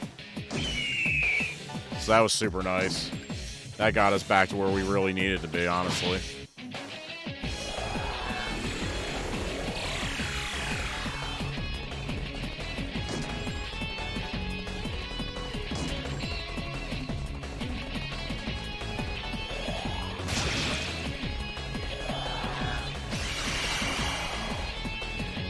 Yep, go ahead, Makachanos. I think I can get the devour here, though. And I guess stomachache. Oh, there we go. Cool. Alright. Boat Lord's done. Oh, God. I wish you luck, my friend.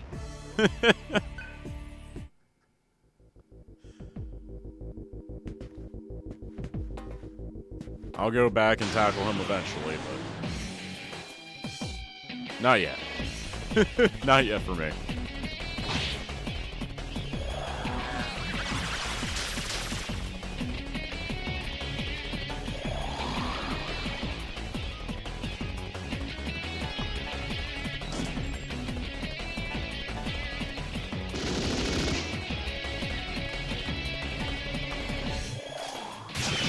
I definitely want to go back and, like, do proper playthroughs, though, and, like, transfer the save over. Maybe figure out what the responses are I need for the optional party member. Do all that stuff. Definitely be interested to see how much easier the first game is once I actually start playing it properly. Yeah, I can't believe I did that first playthrough. It's like, man, what a mess.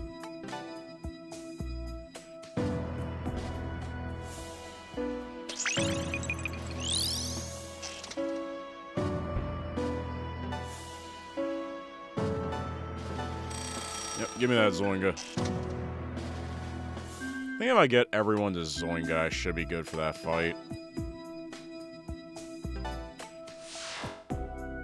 Drop a save, just be safe.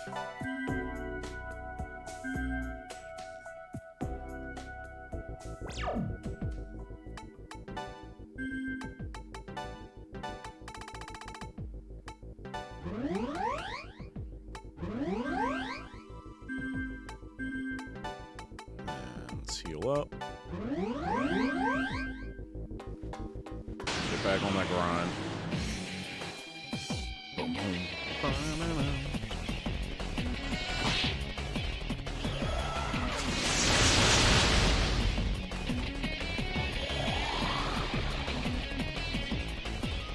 Alright. Who do we focus here?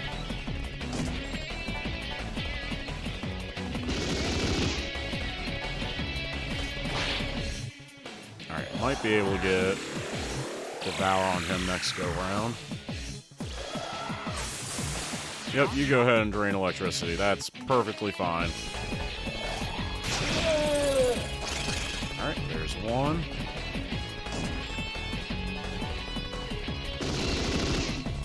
Put him to sleep.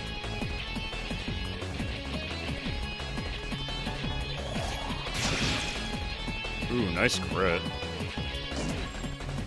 Alright, let's pass that. Let's see if we can get another one. There we go. Please no stomachache. Yeah! There we go. Oh, so close to maxing that out in one go.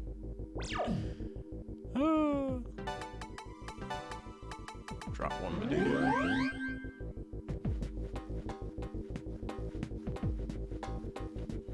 Yeah.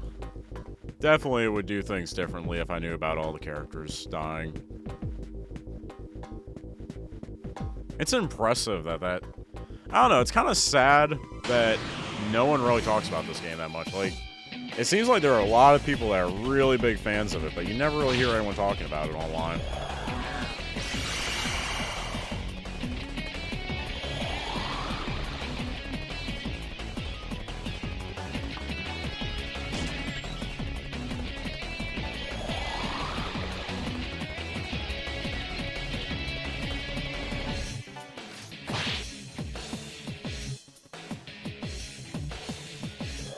Phoenix, your namesake's asleep.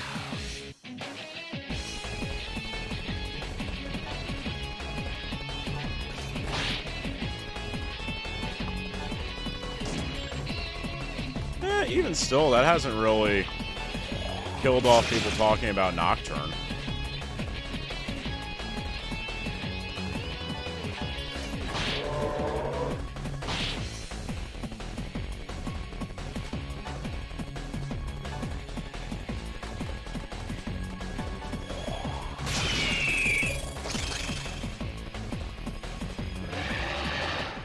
Well, I mean, to be fair, SMT is a spinoff that Persona is a spinoff of.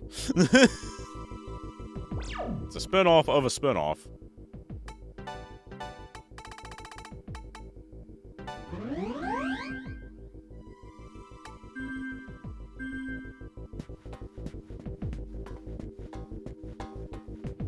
To be fair, though, at this point, let's face it, I mean, Persona is the main focus. It might be a spinoff, but its main focus.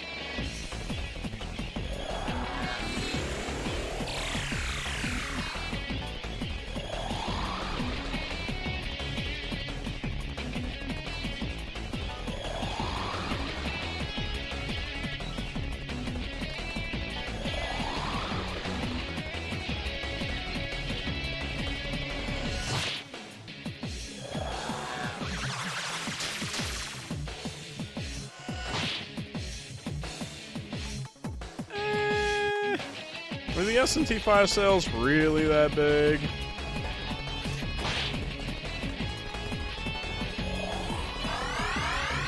I mean, I'm pretty sure SMT5... I mean, I don't know. That wasn't on one platform. I think it just barely broke the million. And I think they said that the Persona 5 ports have already broken a million on the systems it just re-released on, and that's, you know, a port of a 5-year-old game at this point.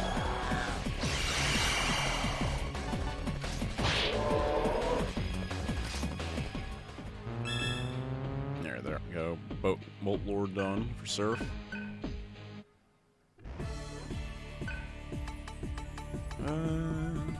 Dump 2 there, 1 strength. Yeah, I mean, SMT is never going to have the sales numbers of Persona. I mean, let's face it, at the end of the day, Persona is... got a higher level of polish at this point. Like, undoubtedly. Like, it's obviously got the money behind it. And it's more consumer-friendly. I mean, yeah, it has the demons in it, quote-unquote, but, like, you know, it doesn't tackle nearly as outwardly dark subject matter as mainline.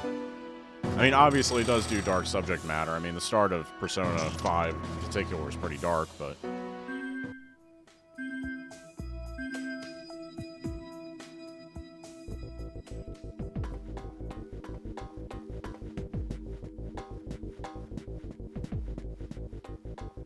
Here, encounters. Well, I mean, it's going to be an entirely new team working on it, because, I mean, pretty much the heads of, you know, Peace Studio left. Shoji Meguro left Atlas entirely. He's independent now. I'm sure he'll do a little bit of music for it, but he's not going to be doing the whole soundtrack.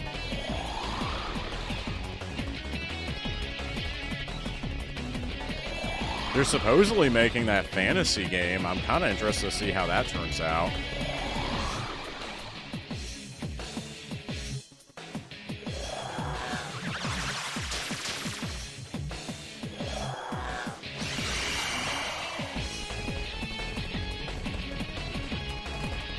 Really, did they just mute my heal? They did just mute my healers. Wow.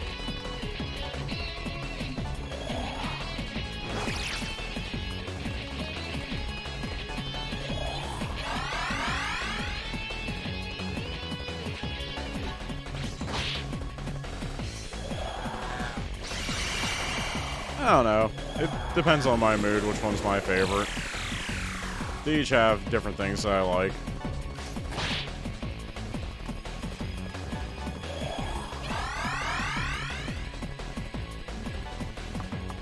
I'll say that Persona 3 was the one in the newer series that reminded me the most of the first two games. Like, still had that same kind of atmosphere to it.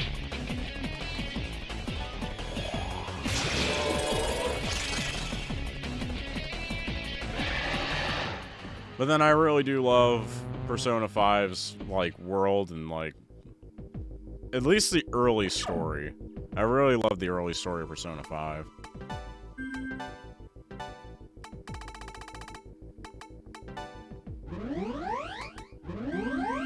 Until you get it to Okumura's dungeon, and then it just falls apart.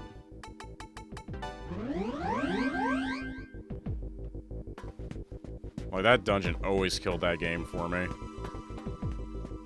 I need to play the Royal version to see if they fix that at all. Probably not.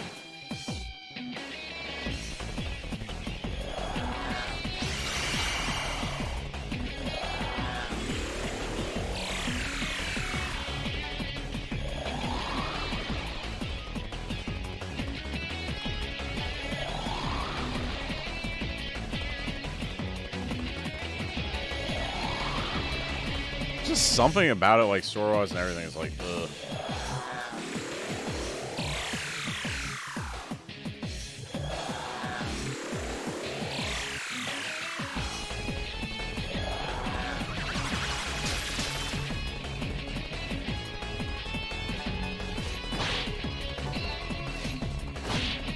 Ah, so you got cocky and win on the super hard mode.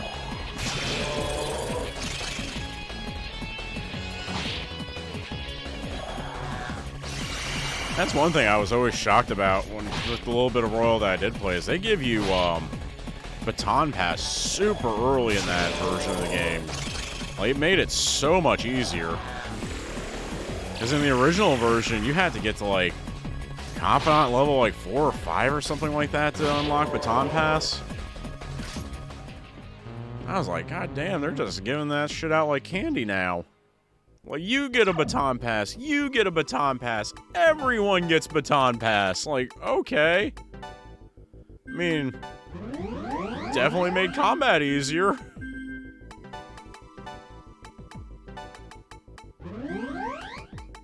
I would say it made normal too easy.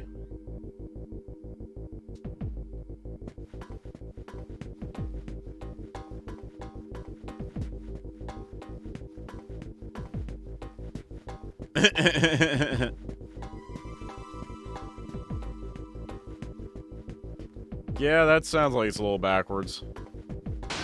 That's definitely Atlas.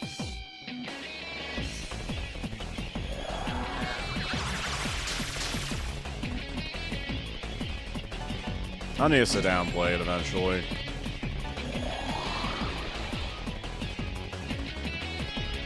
I don't know, I like the level of challenge that they had in original P5.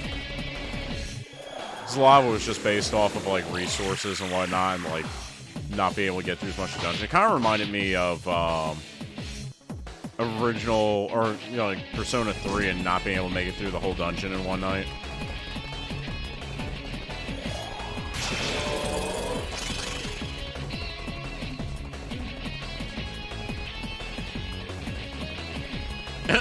Okay.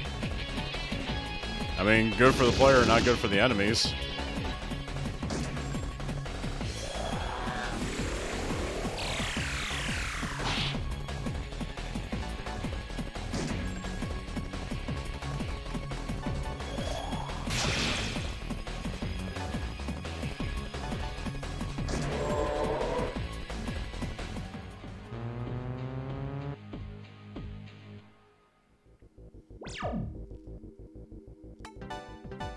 Yeah, that does seem kind of crazy. Like, why would you do that? Like, it's supposed to be a harder mode. Why would you give the player a buff?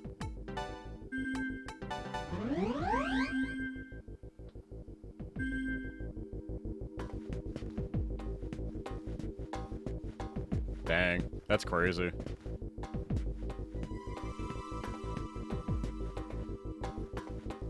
I do need to do a New Game Plus run through of Nocturne, because I did not realize that until New Game Plus, you're not actually subjected to the full damage values from the enemies. Apparently, all new runs on that game, it's only half damage. Which seems kind of backwards to me. But from what I was reading on the wiki, first runs of Nocturne don't have full damage values. Oh, dang.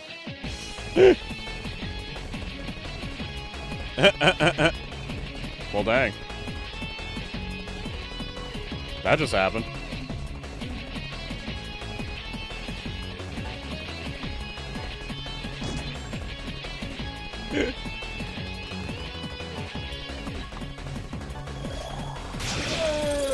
But yeah, no, from what I was reading on the wiki, I was trying to figure out what was different about New Game Plus mode for Nocturne. And at least the wiki states that that was the case.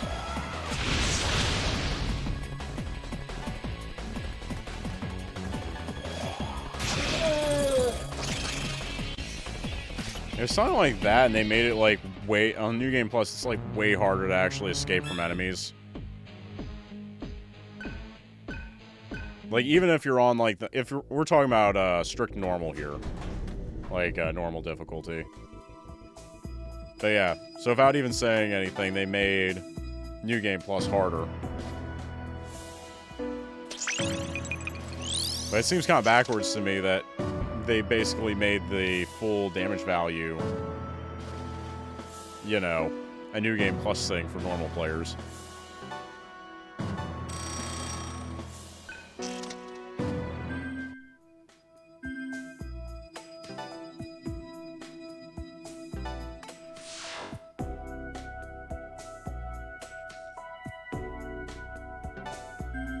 Yeah. Which would be absolutely rough. You know what, let me just go ahead and pay to heal up real quick.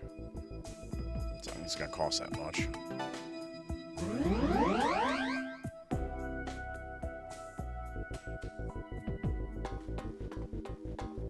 Oh god. Hama and Mudo skills.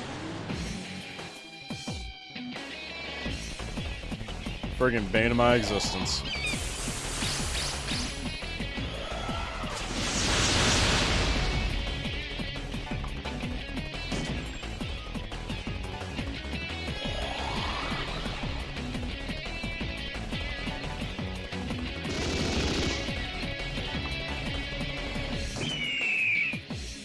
Oh, well, I wasn't planning on killing him there. That sucks.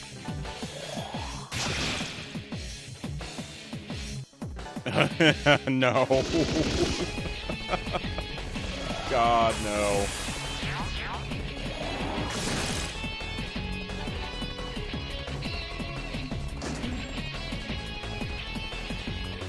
I mean, that definitely sounds like something that may have happened. I'm not going to confirm or deny.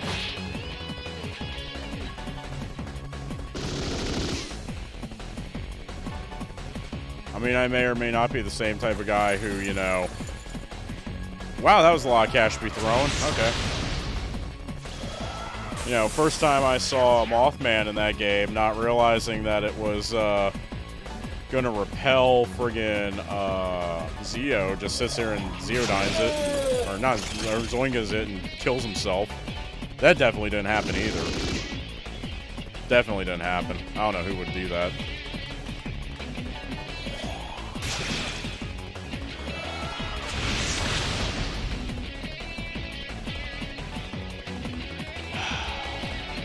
Yeah. It's funny because Mothman's like one of my favorite cutesy demons. I was like, oh man, it's Mothman. Oh, look at him, he's so cute. And just kills me with my own spell reflecting off of him. And, you know. Yeah. Yeah, I wasn't having a good moment there.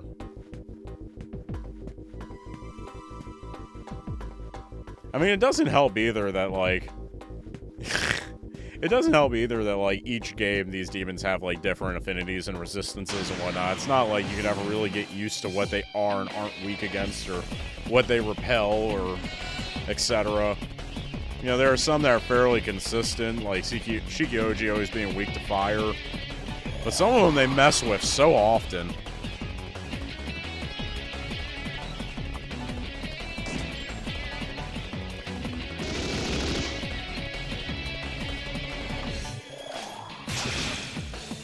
Ha, 69.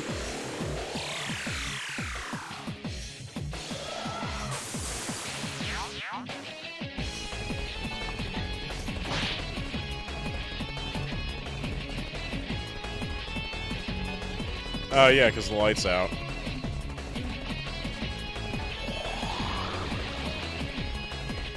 I am assuming that's the mechanic, at least. At least that's what would make sense.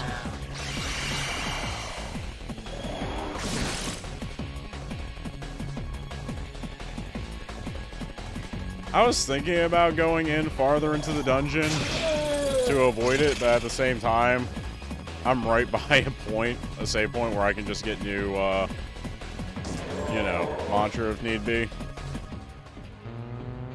It's not costing me that much time.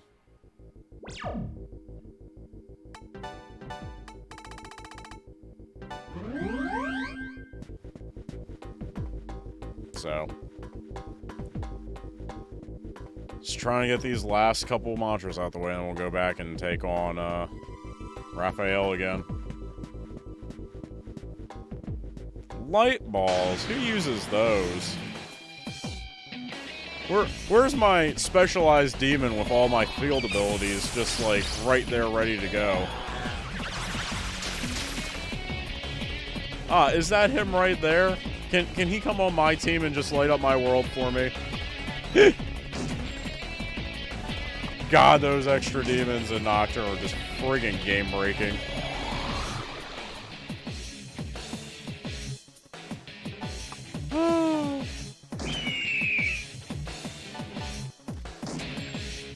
Like, every single one of them is just a banger.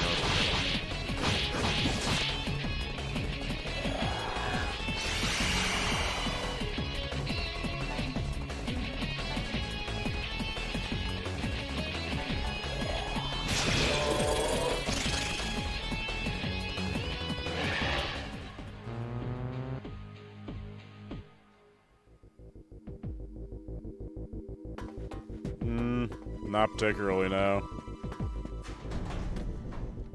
It's probably something with Pierce, though. Oh, that can be given Pierce really easily. Daisoju, really?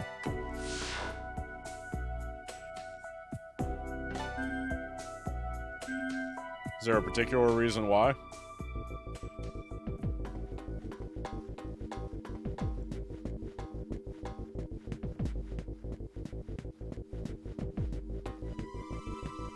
Ooh. That's a pretty good reason.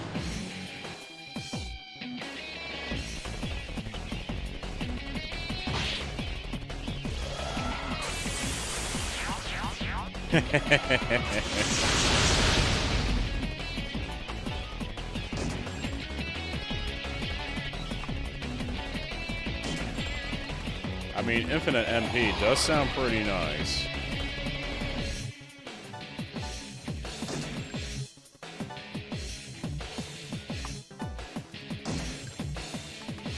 I ain't gonna lie, that was one of the things in the first game, like, being able to give everyone Chakra Walk, and, like, Mana Walk and whatnot, it's just like, oh, man.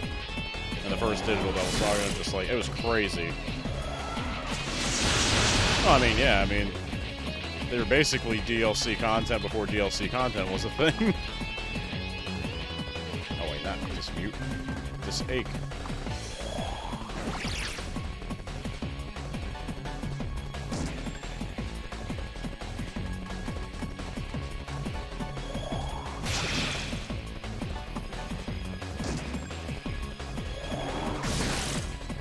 Owie.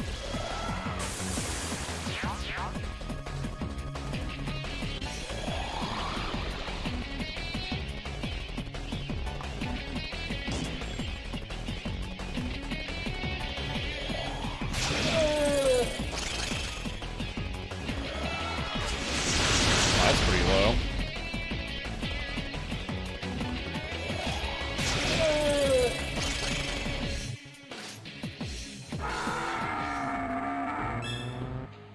gonna lie, I think the only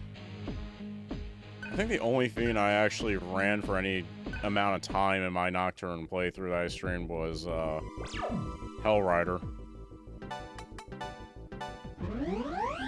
I don't even remember why I was running him, honestly. I think I just wanted to.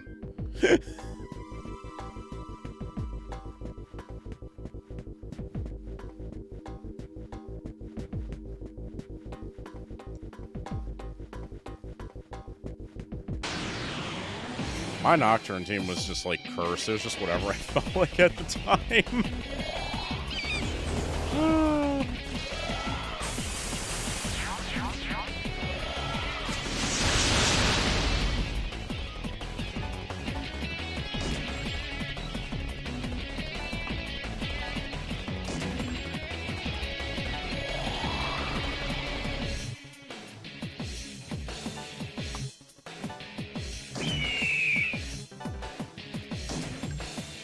Pretty much.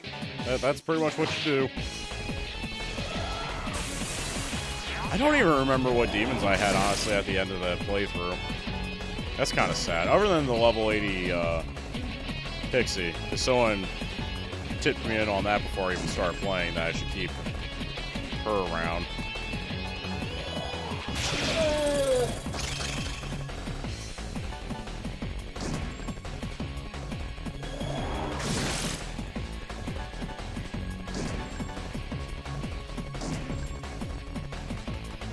Like me playing Skyrim. It's like, I'm not going to play a Sneak Archer this time.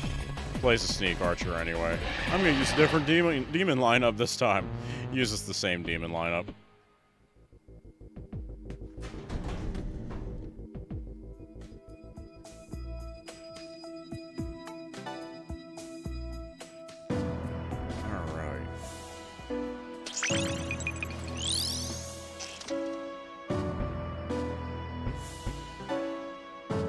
Could go for Mazoinga.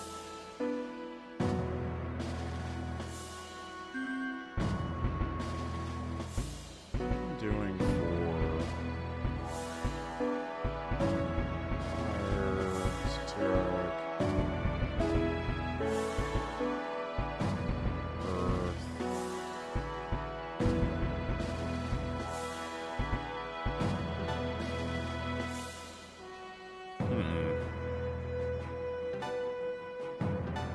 Let's finish that up real quick.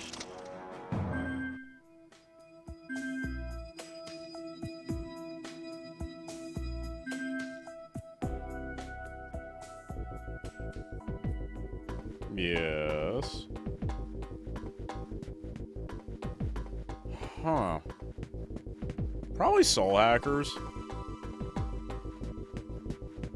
Probably Soul Hackers, honestly. I mean, the 3DS version had, like, that insane demon roster. The setting, the story, the characters. Yeah, I'd probably say Soul Hackers. 3DS version. Pretty easy.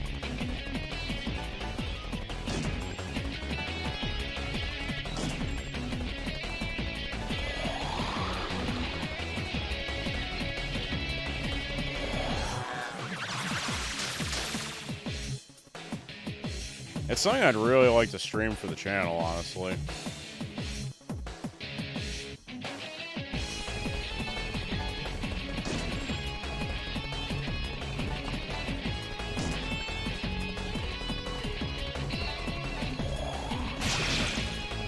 Oh man, I didn't get the Devour there. You know what? Let's just pop him.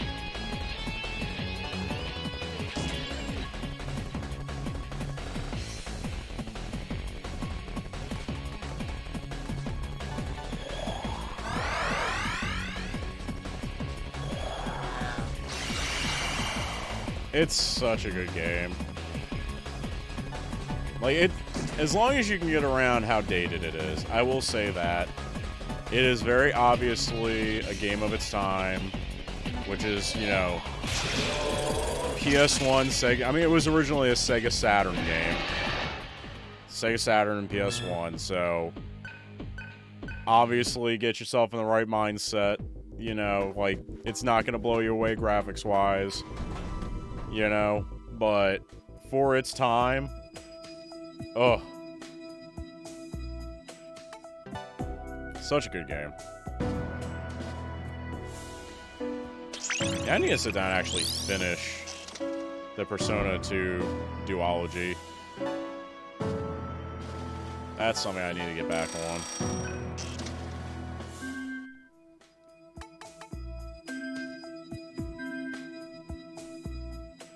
Actually, wait a second.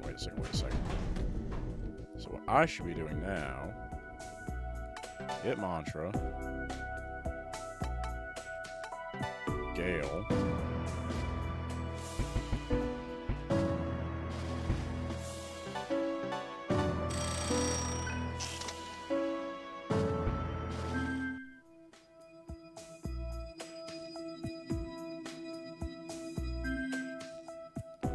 I haven't actually played the Devil Survivor games yet. I have them. They're sitting on my shelf, but just never got around to it. Not the biggest strategy RPG guy, honestly. Wait, do I have a status? You know, let me just pay to get rid of that instead of using items.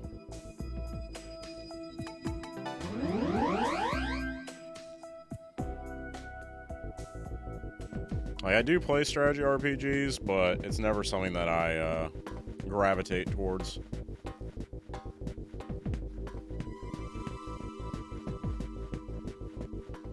See, I'm weird. It has to be like a specific type. Like, I really like triangle strategy. I like most of the Fire Emblem games. Final Fantasy Tactics never clicked with me. And the one time I tried to play Devil Survivor, it didn't really click.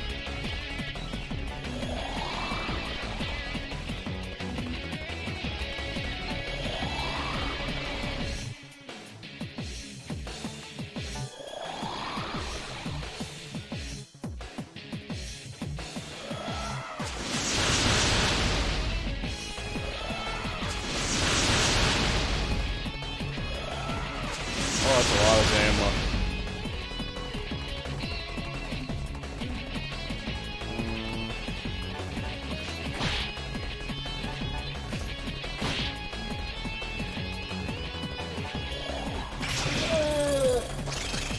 There we go. And I got a stomach ache. Wonderful. Have to spend a turn getting healed up here.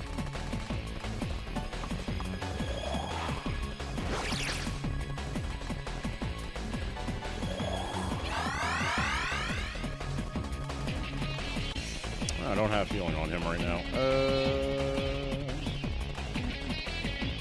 Yeah, it's just an alpha kit.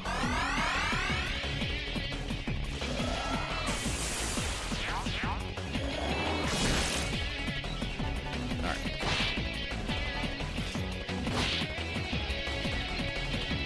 Run asunder. Hopefully no stomach aches.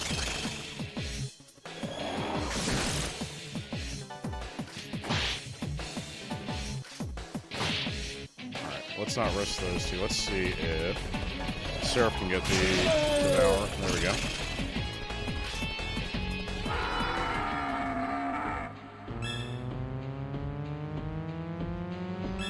And that's a Bolt Wizard in one go. There you go.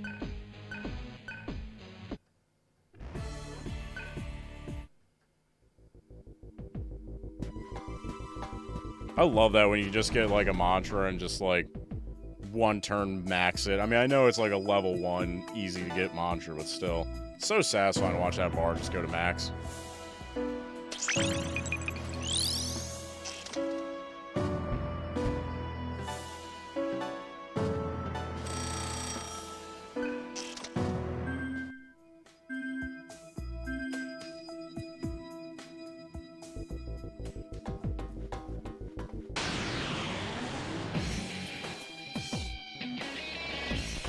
No time to transform.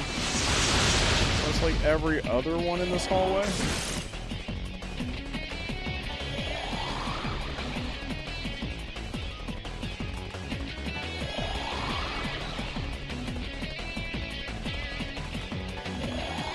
I still love that stomp animation for Gale when he transforms.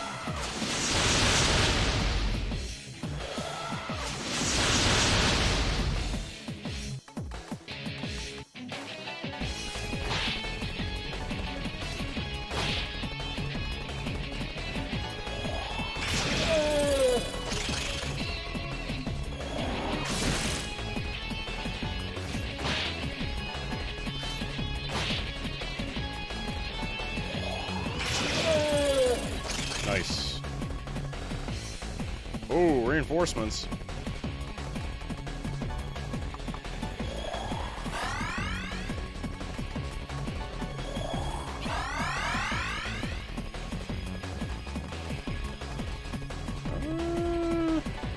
Just attacking, I guess. Ooh, nice crit.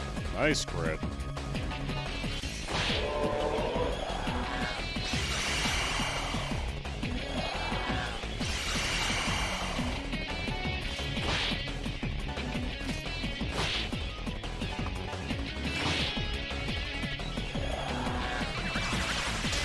Man, they really want me muted right now.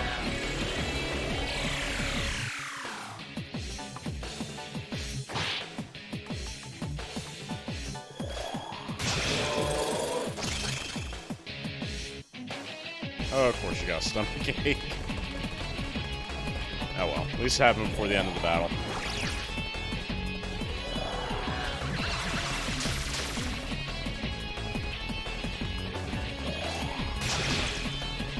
Oh, I couldn't get that. There you go.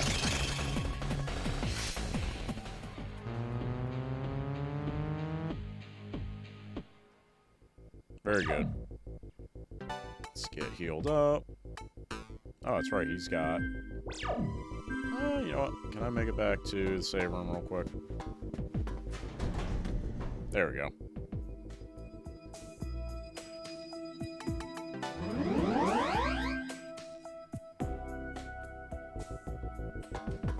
Alright.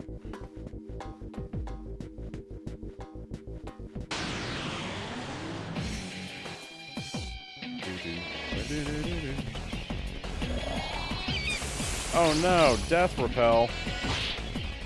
What am I gonna do with all my Mudo spells?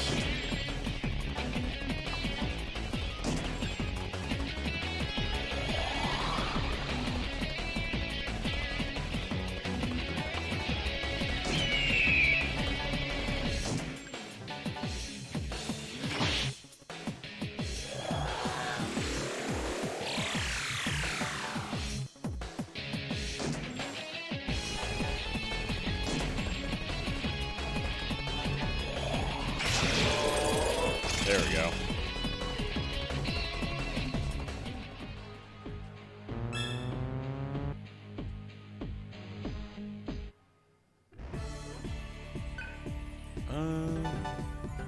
Got 45 strength. That seems pretty good. Ooh, Jakaja Rock. I'll take that. Nice little pickup there.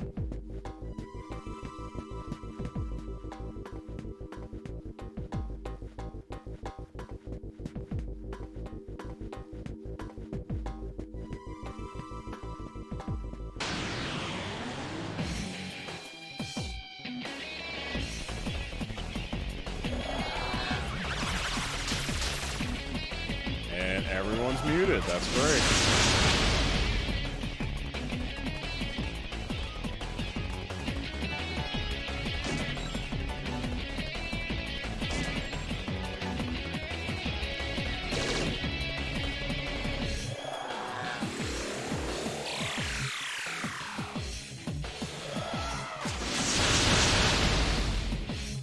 This just doesn't seem like a good situation.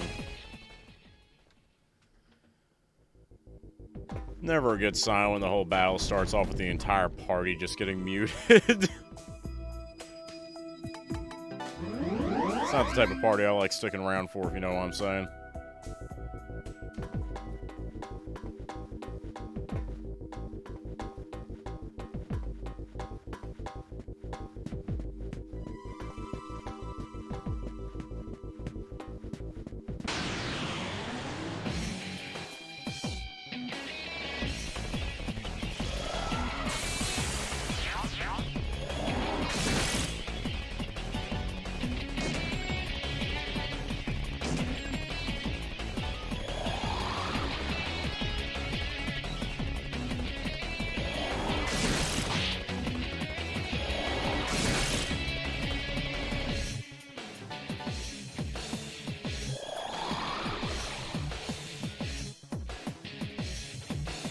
Okay. You do you, sir.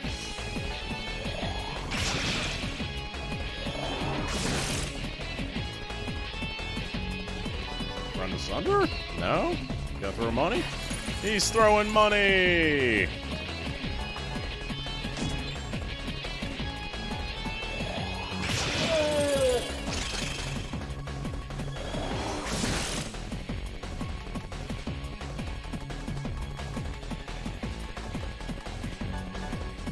Sarah's confused. More money? No, Augie! Okay. That's at least a damaging spell. That's something. Ooh, nice crit. That's Bolt Lord done.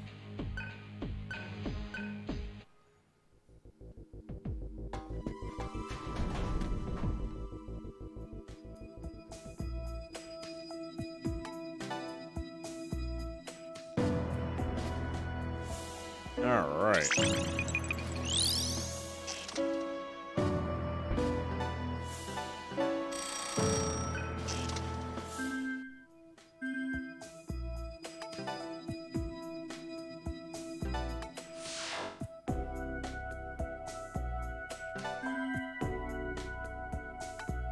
There we go.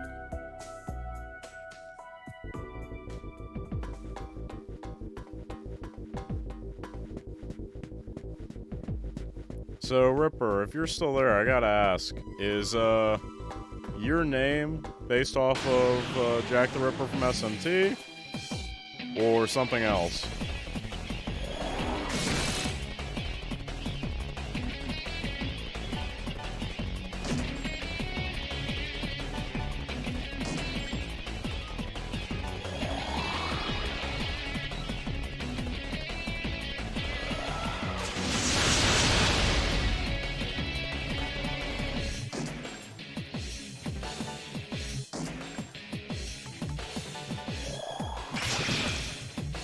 Couldn't get it there.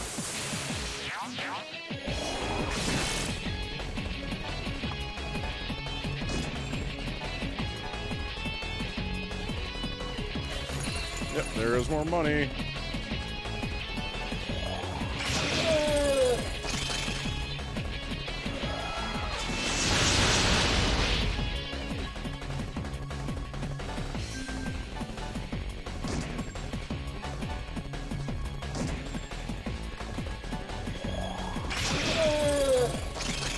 Nice. Oh, I got a stomachache right at the end. Oh, ho, ho, ho. You hate to see it.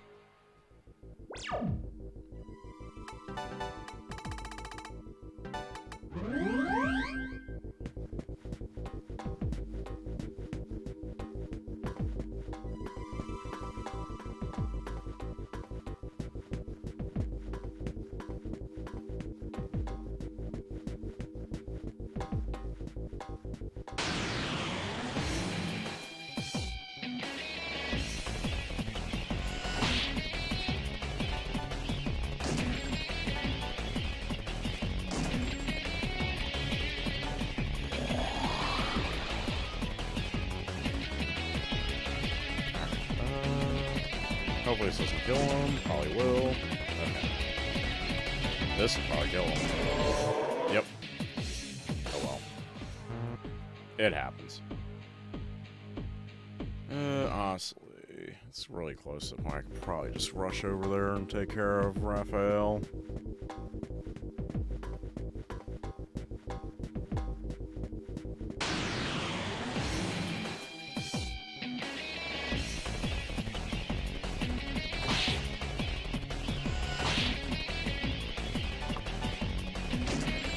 Oh, okay.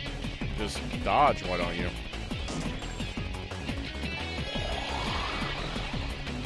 Frick, cockatrice up there dodging bullets.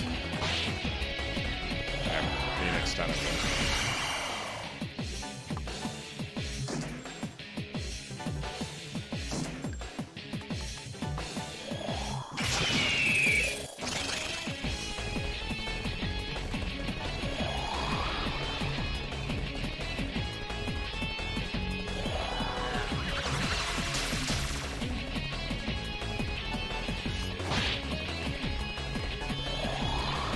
Form.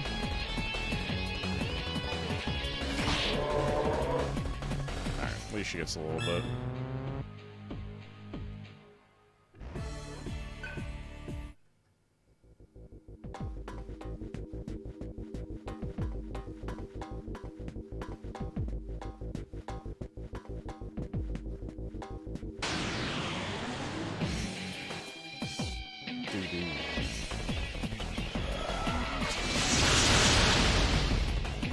Oh shit, I forgot to heal. Ha! Bye, guys.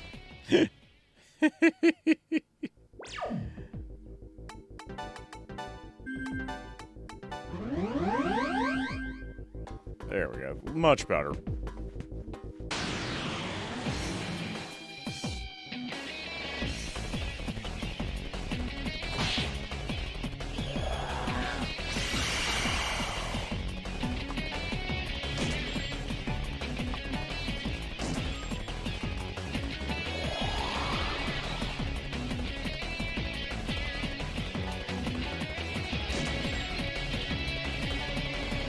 Let us get this. There we go.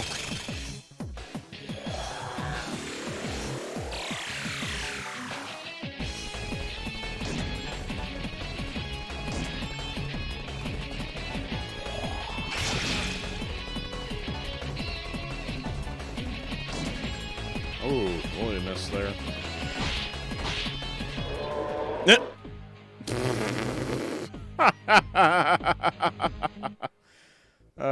Died to the curse. That's funny. That is hilarious.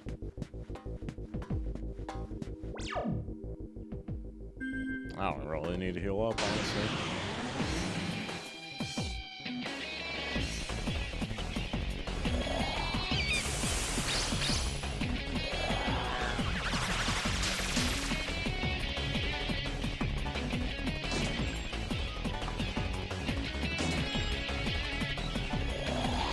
Transform.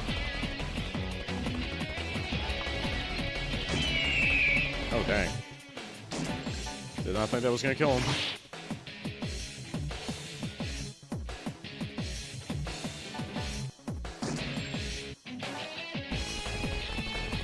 Run asunder.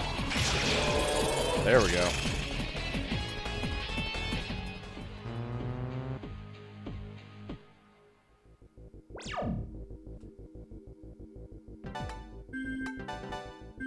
You know what? I can just go into the save room and do that.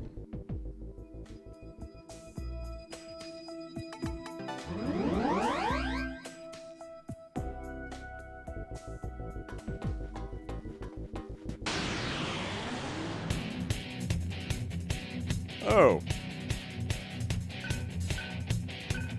Okay.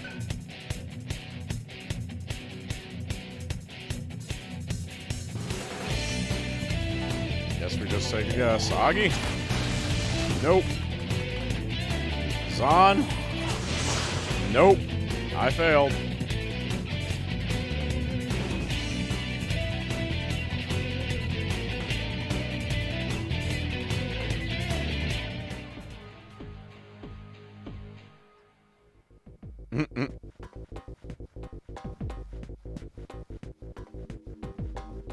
Actually, I just thought about that. Wasn't an ambush.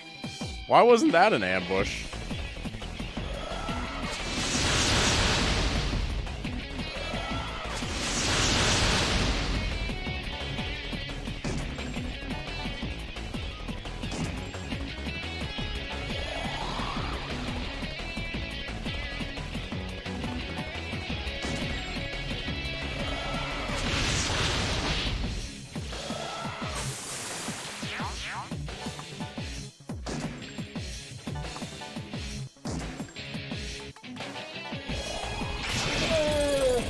Go.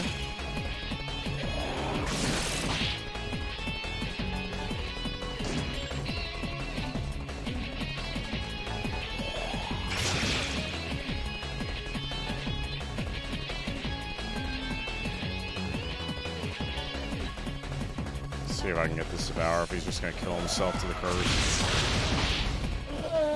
Yep. Dang it. Debating on what to do there, but probably should have just killed them off.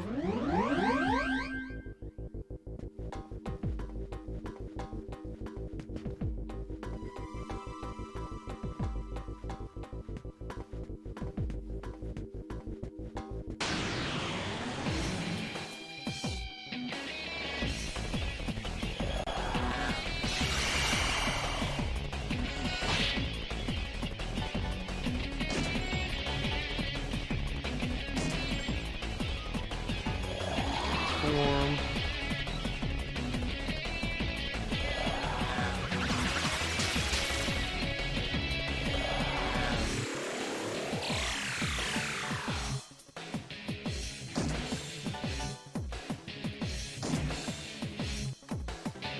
Run this under. Not quite.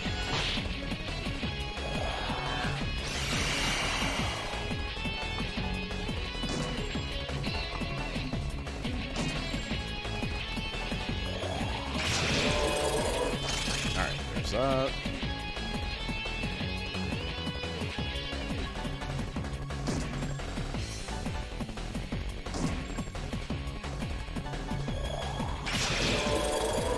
Please, no stomach aches. There we go. Alright. That's lightning done on Gale. We're almost done on Surf and Sarah as well. Go get healed up.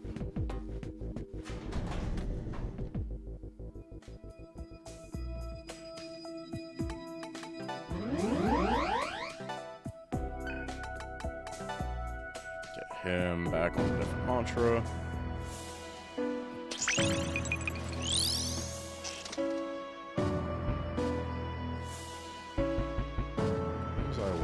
Before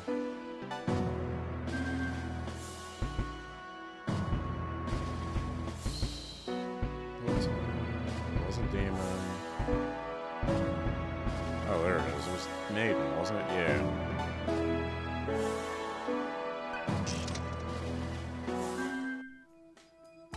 Okay. Cool. And we can work on getting Sarah and Surf it, and then we can move back on to Raphael.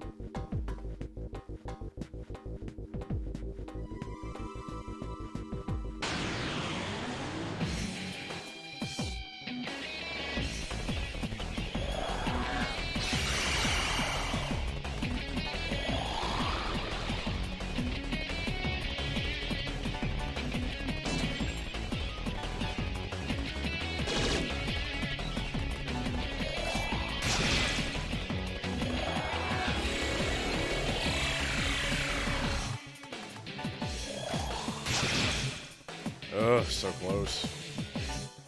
Probably have it if I do this. Yep. There we go.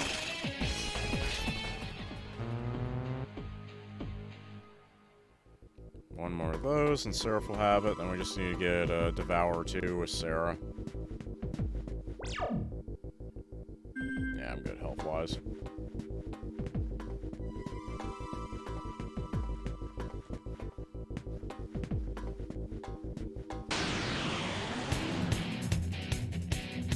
Oh, here we go again. How lucky am I? Let's try ice. Nope.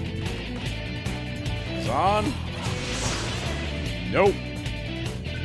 They all run away.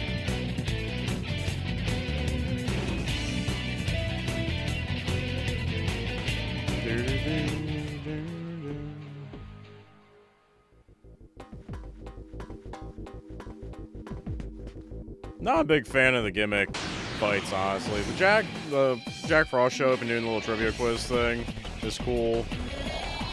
The Omicron, both games, they've just been super annoying.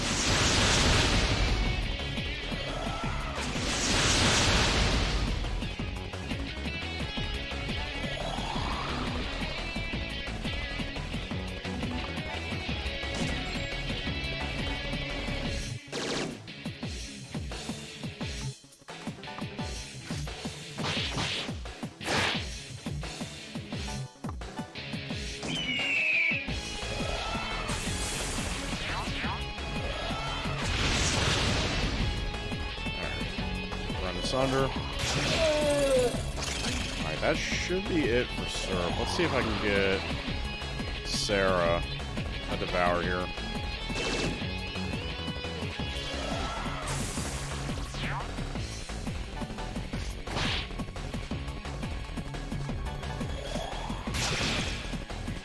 Close.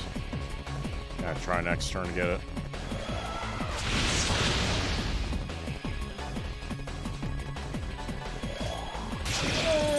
There we go.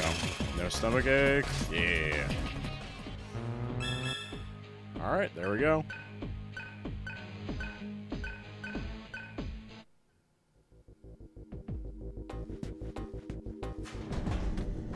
Let's get healed up. Get them back on different mantras again.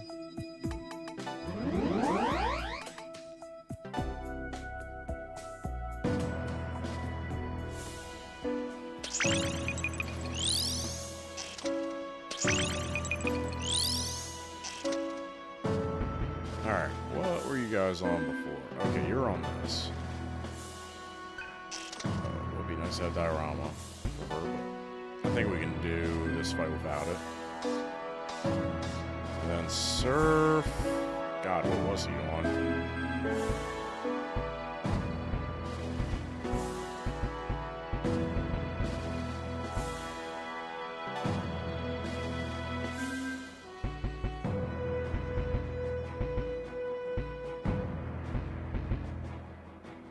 There it is, Ice Wolf.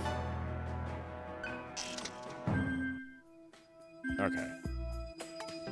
Drop a save.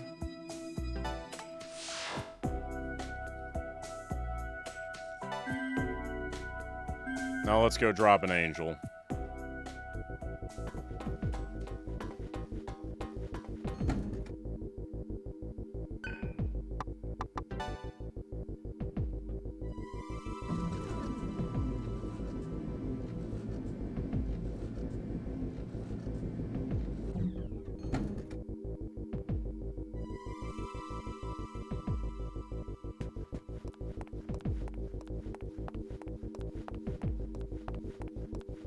Wasn't planning on today's sesh to be this much grinding, unfortunately, but guess that's what happens when half your party just kind of wipes on you in the middle of the game.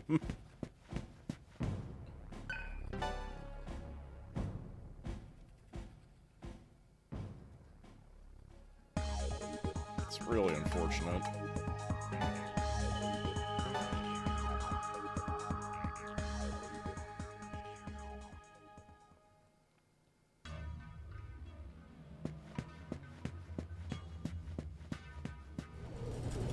Alright.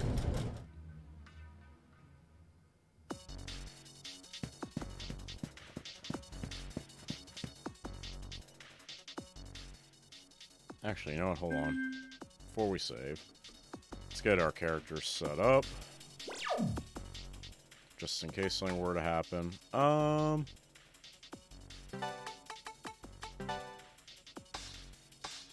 Okay, so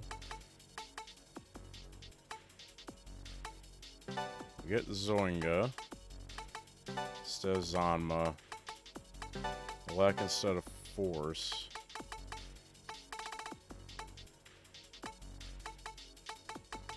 And then I also have Force Strain here. Alright. Zoinga instead of Tarazi. Elec Boost instead of Earth.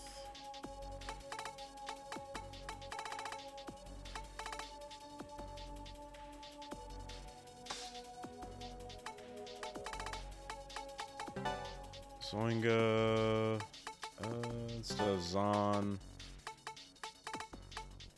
And Elec Boost instead of Ice. And then just in case we need it, I'll bring Void Force.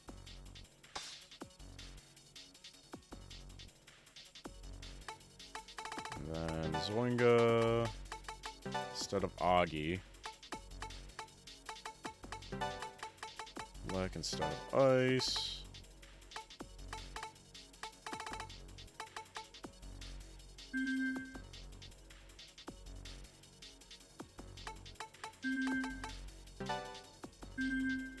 Who was naturally... It was Argilia that was naturally weak to wind, wasn't it?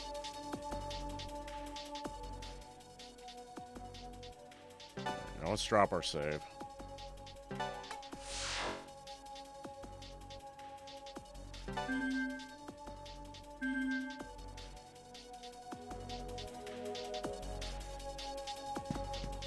Alright, let's do this.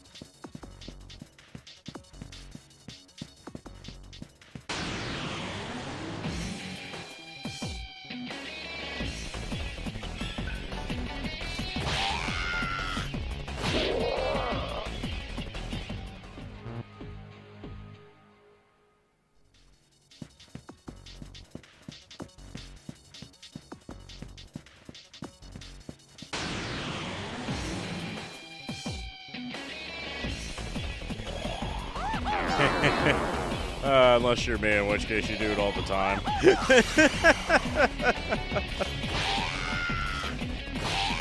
Half the time I'll save first and then do it, and then die and be like, wait. I gotta do the setup all over again. That's the left path.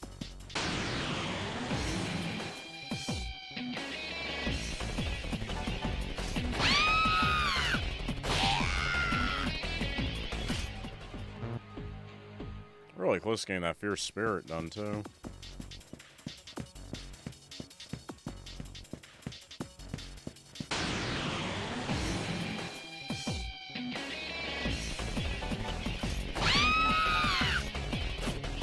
Oh, just straight whipping on that attack. And it whipped on there and Karen. Nice.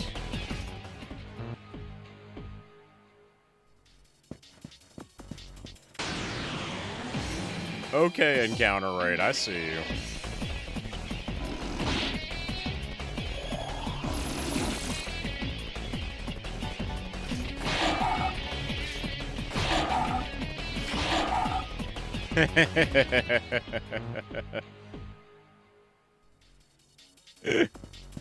What? Isn't it the most useful attack at that moment? That's why the AI uses it, right? Because it's the best at that time. Right?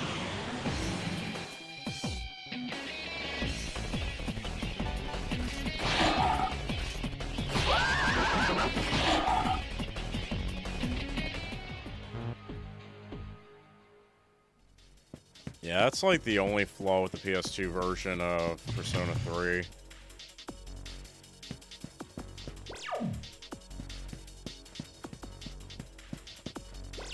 Should I go up north and save there? Yep, that's the perfect time to Marn Karn. Are you kidding me? When else are you supposed to Marn Karn? God.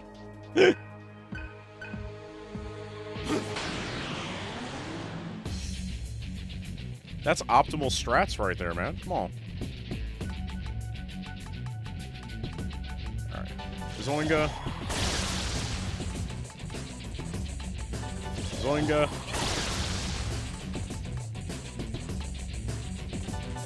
Zoinga.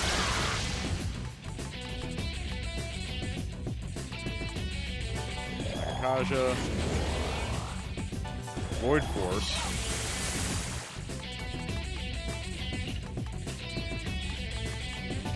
Kaja. It's like next level AI thinking right there.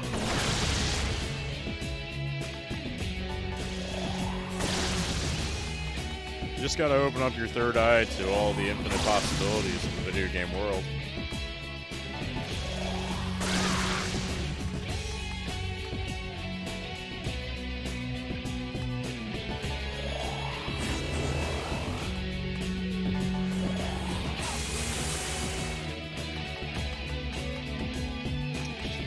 I really should have given Gale a multi-heal. Whatever. Do this real quick.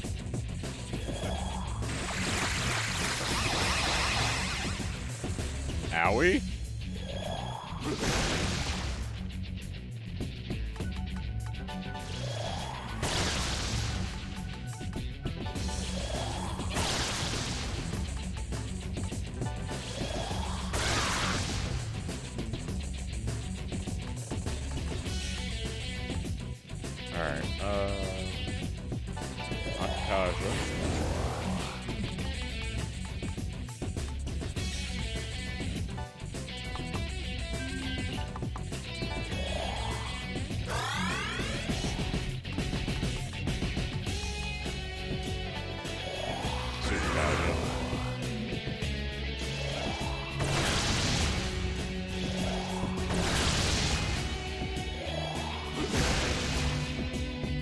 we?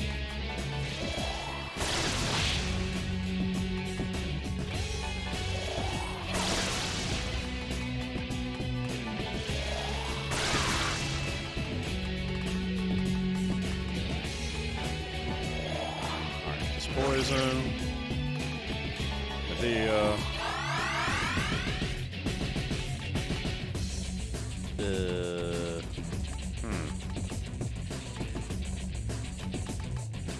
I guess just Zoinga? The Zoinga! Oh, here it comes. Big win, boy.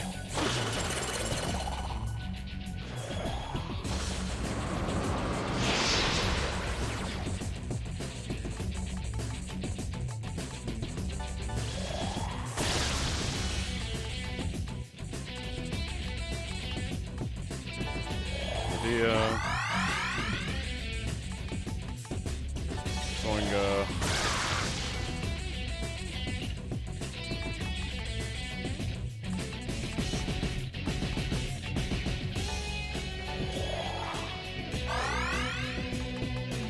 Void Force.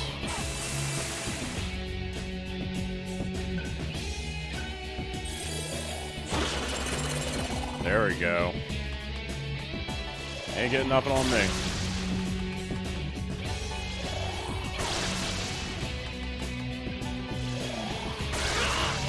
Woo! Easy. Easy game. Woo!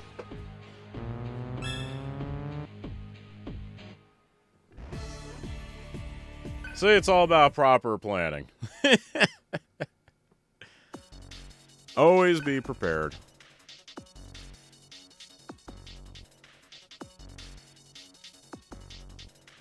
Okay. Alright. Let's see, what is next on our little to-do list?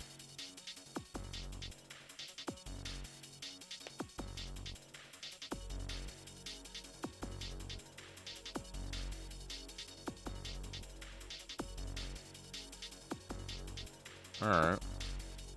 So we're going back to the Karma Temple, apparently. That is our next angel. Or at least the location. Not sure what angel it is.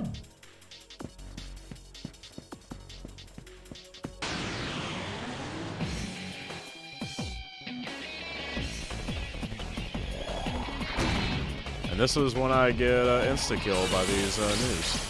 So I think they have Mudo, don't they?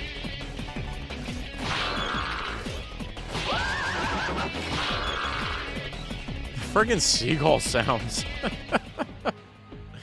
I swear, why are they seagulls?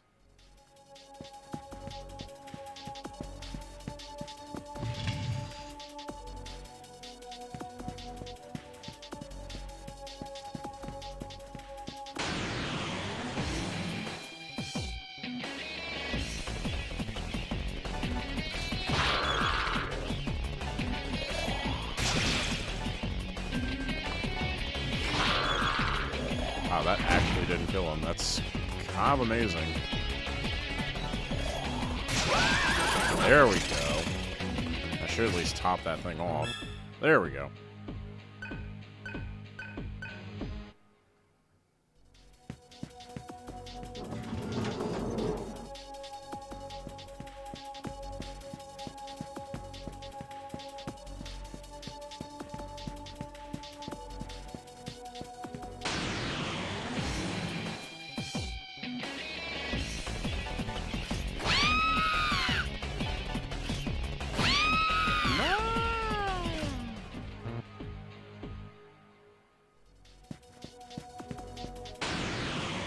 Oh my god, encounter rate. Slow your roll.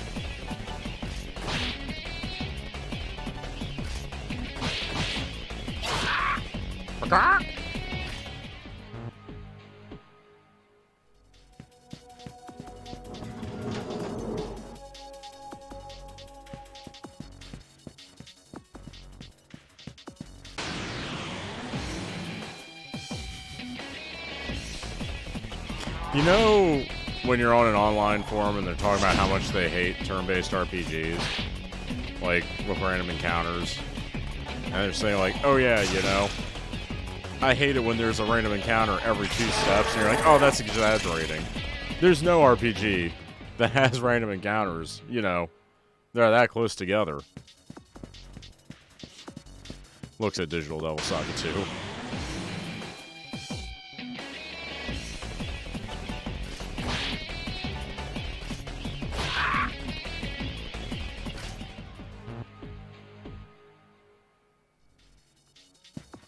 No, but I mean to. I want to play the fan translation for PS1 for the first one.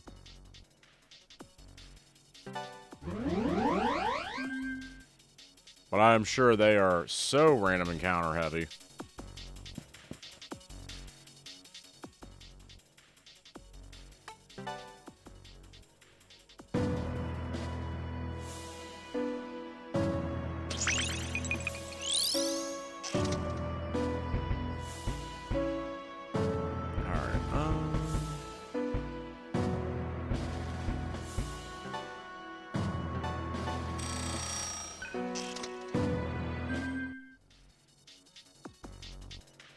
Like, good God, 14? No, thank you. I like having my sanity. Oh, shoot, it's almost 6 o'clock. I'm probably gonna have to call it here, honestly. Unfortunately. I think we got, what, 2 more angels to go? Is it 2 or 3? Looks like 2. I have 2 more locations. We gotta go to the tower next, and then the occupied sector. So who we have left? Obviously Michael and Gabriel and Metatron. I doubt Metatron's gonna be part of this line. I doubt it. I think those are the only angels I can think of that are left. So two of those 3 are what we have left to face off against, which we'll probably do next time.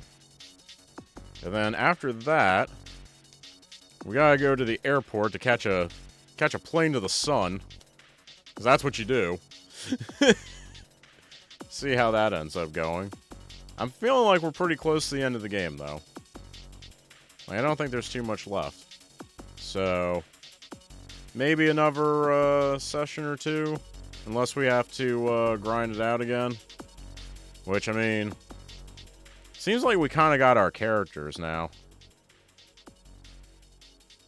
Yeah. Can you give me a quote on that? I'm gonna need the rates. I think it's only gonna be a one-way trip though, so you know, make sure you factor that in, and bring some sunscreen, because we're gonna need it.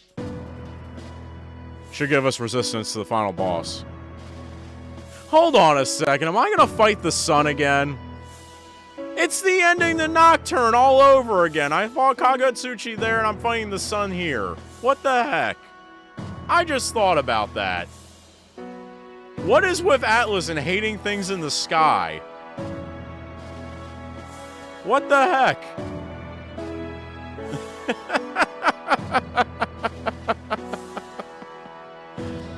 Oh, good lord.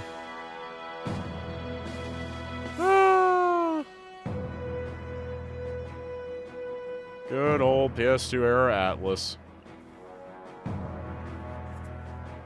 I think we're doing pretty okay in terms of diversifying now. I mean, I don't have a Mudo or Mahama really going, but I generally don't end up using those. I have a feeling we're gonna hit one nice, like, we're gonna probably have one whole session where it's nothing but grinding once I can find whatever the good grinding spot is in this game. Like, I don't know if there's much more to this board out of what I can see. Obviously, there's a couple sectors here, and it looks like there might be 1 or 2 more up this way. Still have a lot of these optional spheres that we need to uncover too. I think we're doing pretty good in terms of diversification. So, sucks about my other party members. Because they really helped fill everything out. But, we will live. Live and move on, right? Let me drop one more save. I think I already did, but we'll do it again. Anyway, thank you all for joining me this evening. Thank you, Ripper. I hope you enjoyed the stream. Hope it was a good one. Phoenix, if you're still there, lurking, hope you have a good rest of your day. Enjoy your evening. Y'all go get something good to eat if it's close to dinner time. I know it is for me. That's actually where I'm heading. I'm gonna go get me some food. I'll be back next Saturday. Should be, at least. Maybe Friday, too. I might get on Friday. Do a grind sesh on Friday. If I get on Friday, it's just going to be for the Angels and grind sesh. But 1 a.m. If you don't mind me asking, Ripper, where in the world are you? I'm guessing Europe? It's about just shy of 6 p.m. here.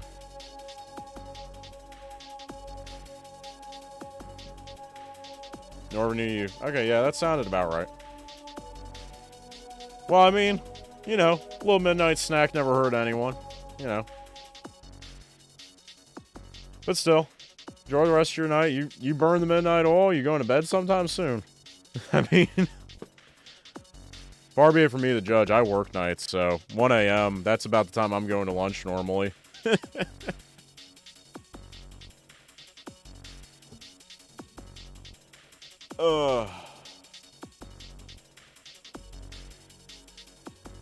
Alright, y'all. Hope you have a good one. See you next Friday, or definitely Saturday. I'll be definitely on Saturday. Maybe Friday, like I said. Might be on sometime during the week, too, something different. Twitch is kind of doing this thing with, what games? Like, kind of strange games that they want people to,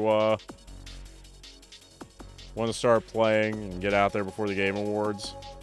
So, I think I might be on here with something... Actually, another Atlas game, funnily enough, but on the GameCube. So, if that happens, look forward to it. If not, I'm sorry. It's really going to depend on my sleep schedule, but I hope I can do it. Hope I can do it. Alright, y'all. Take it easy, and have a good night. Peace.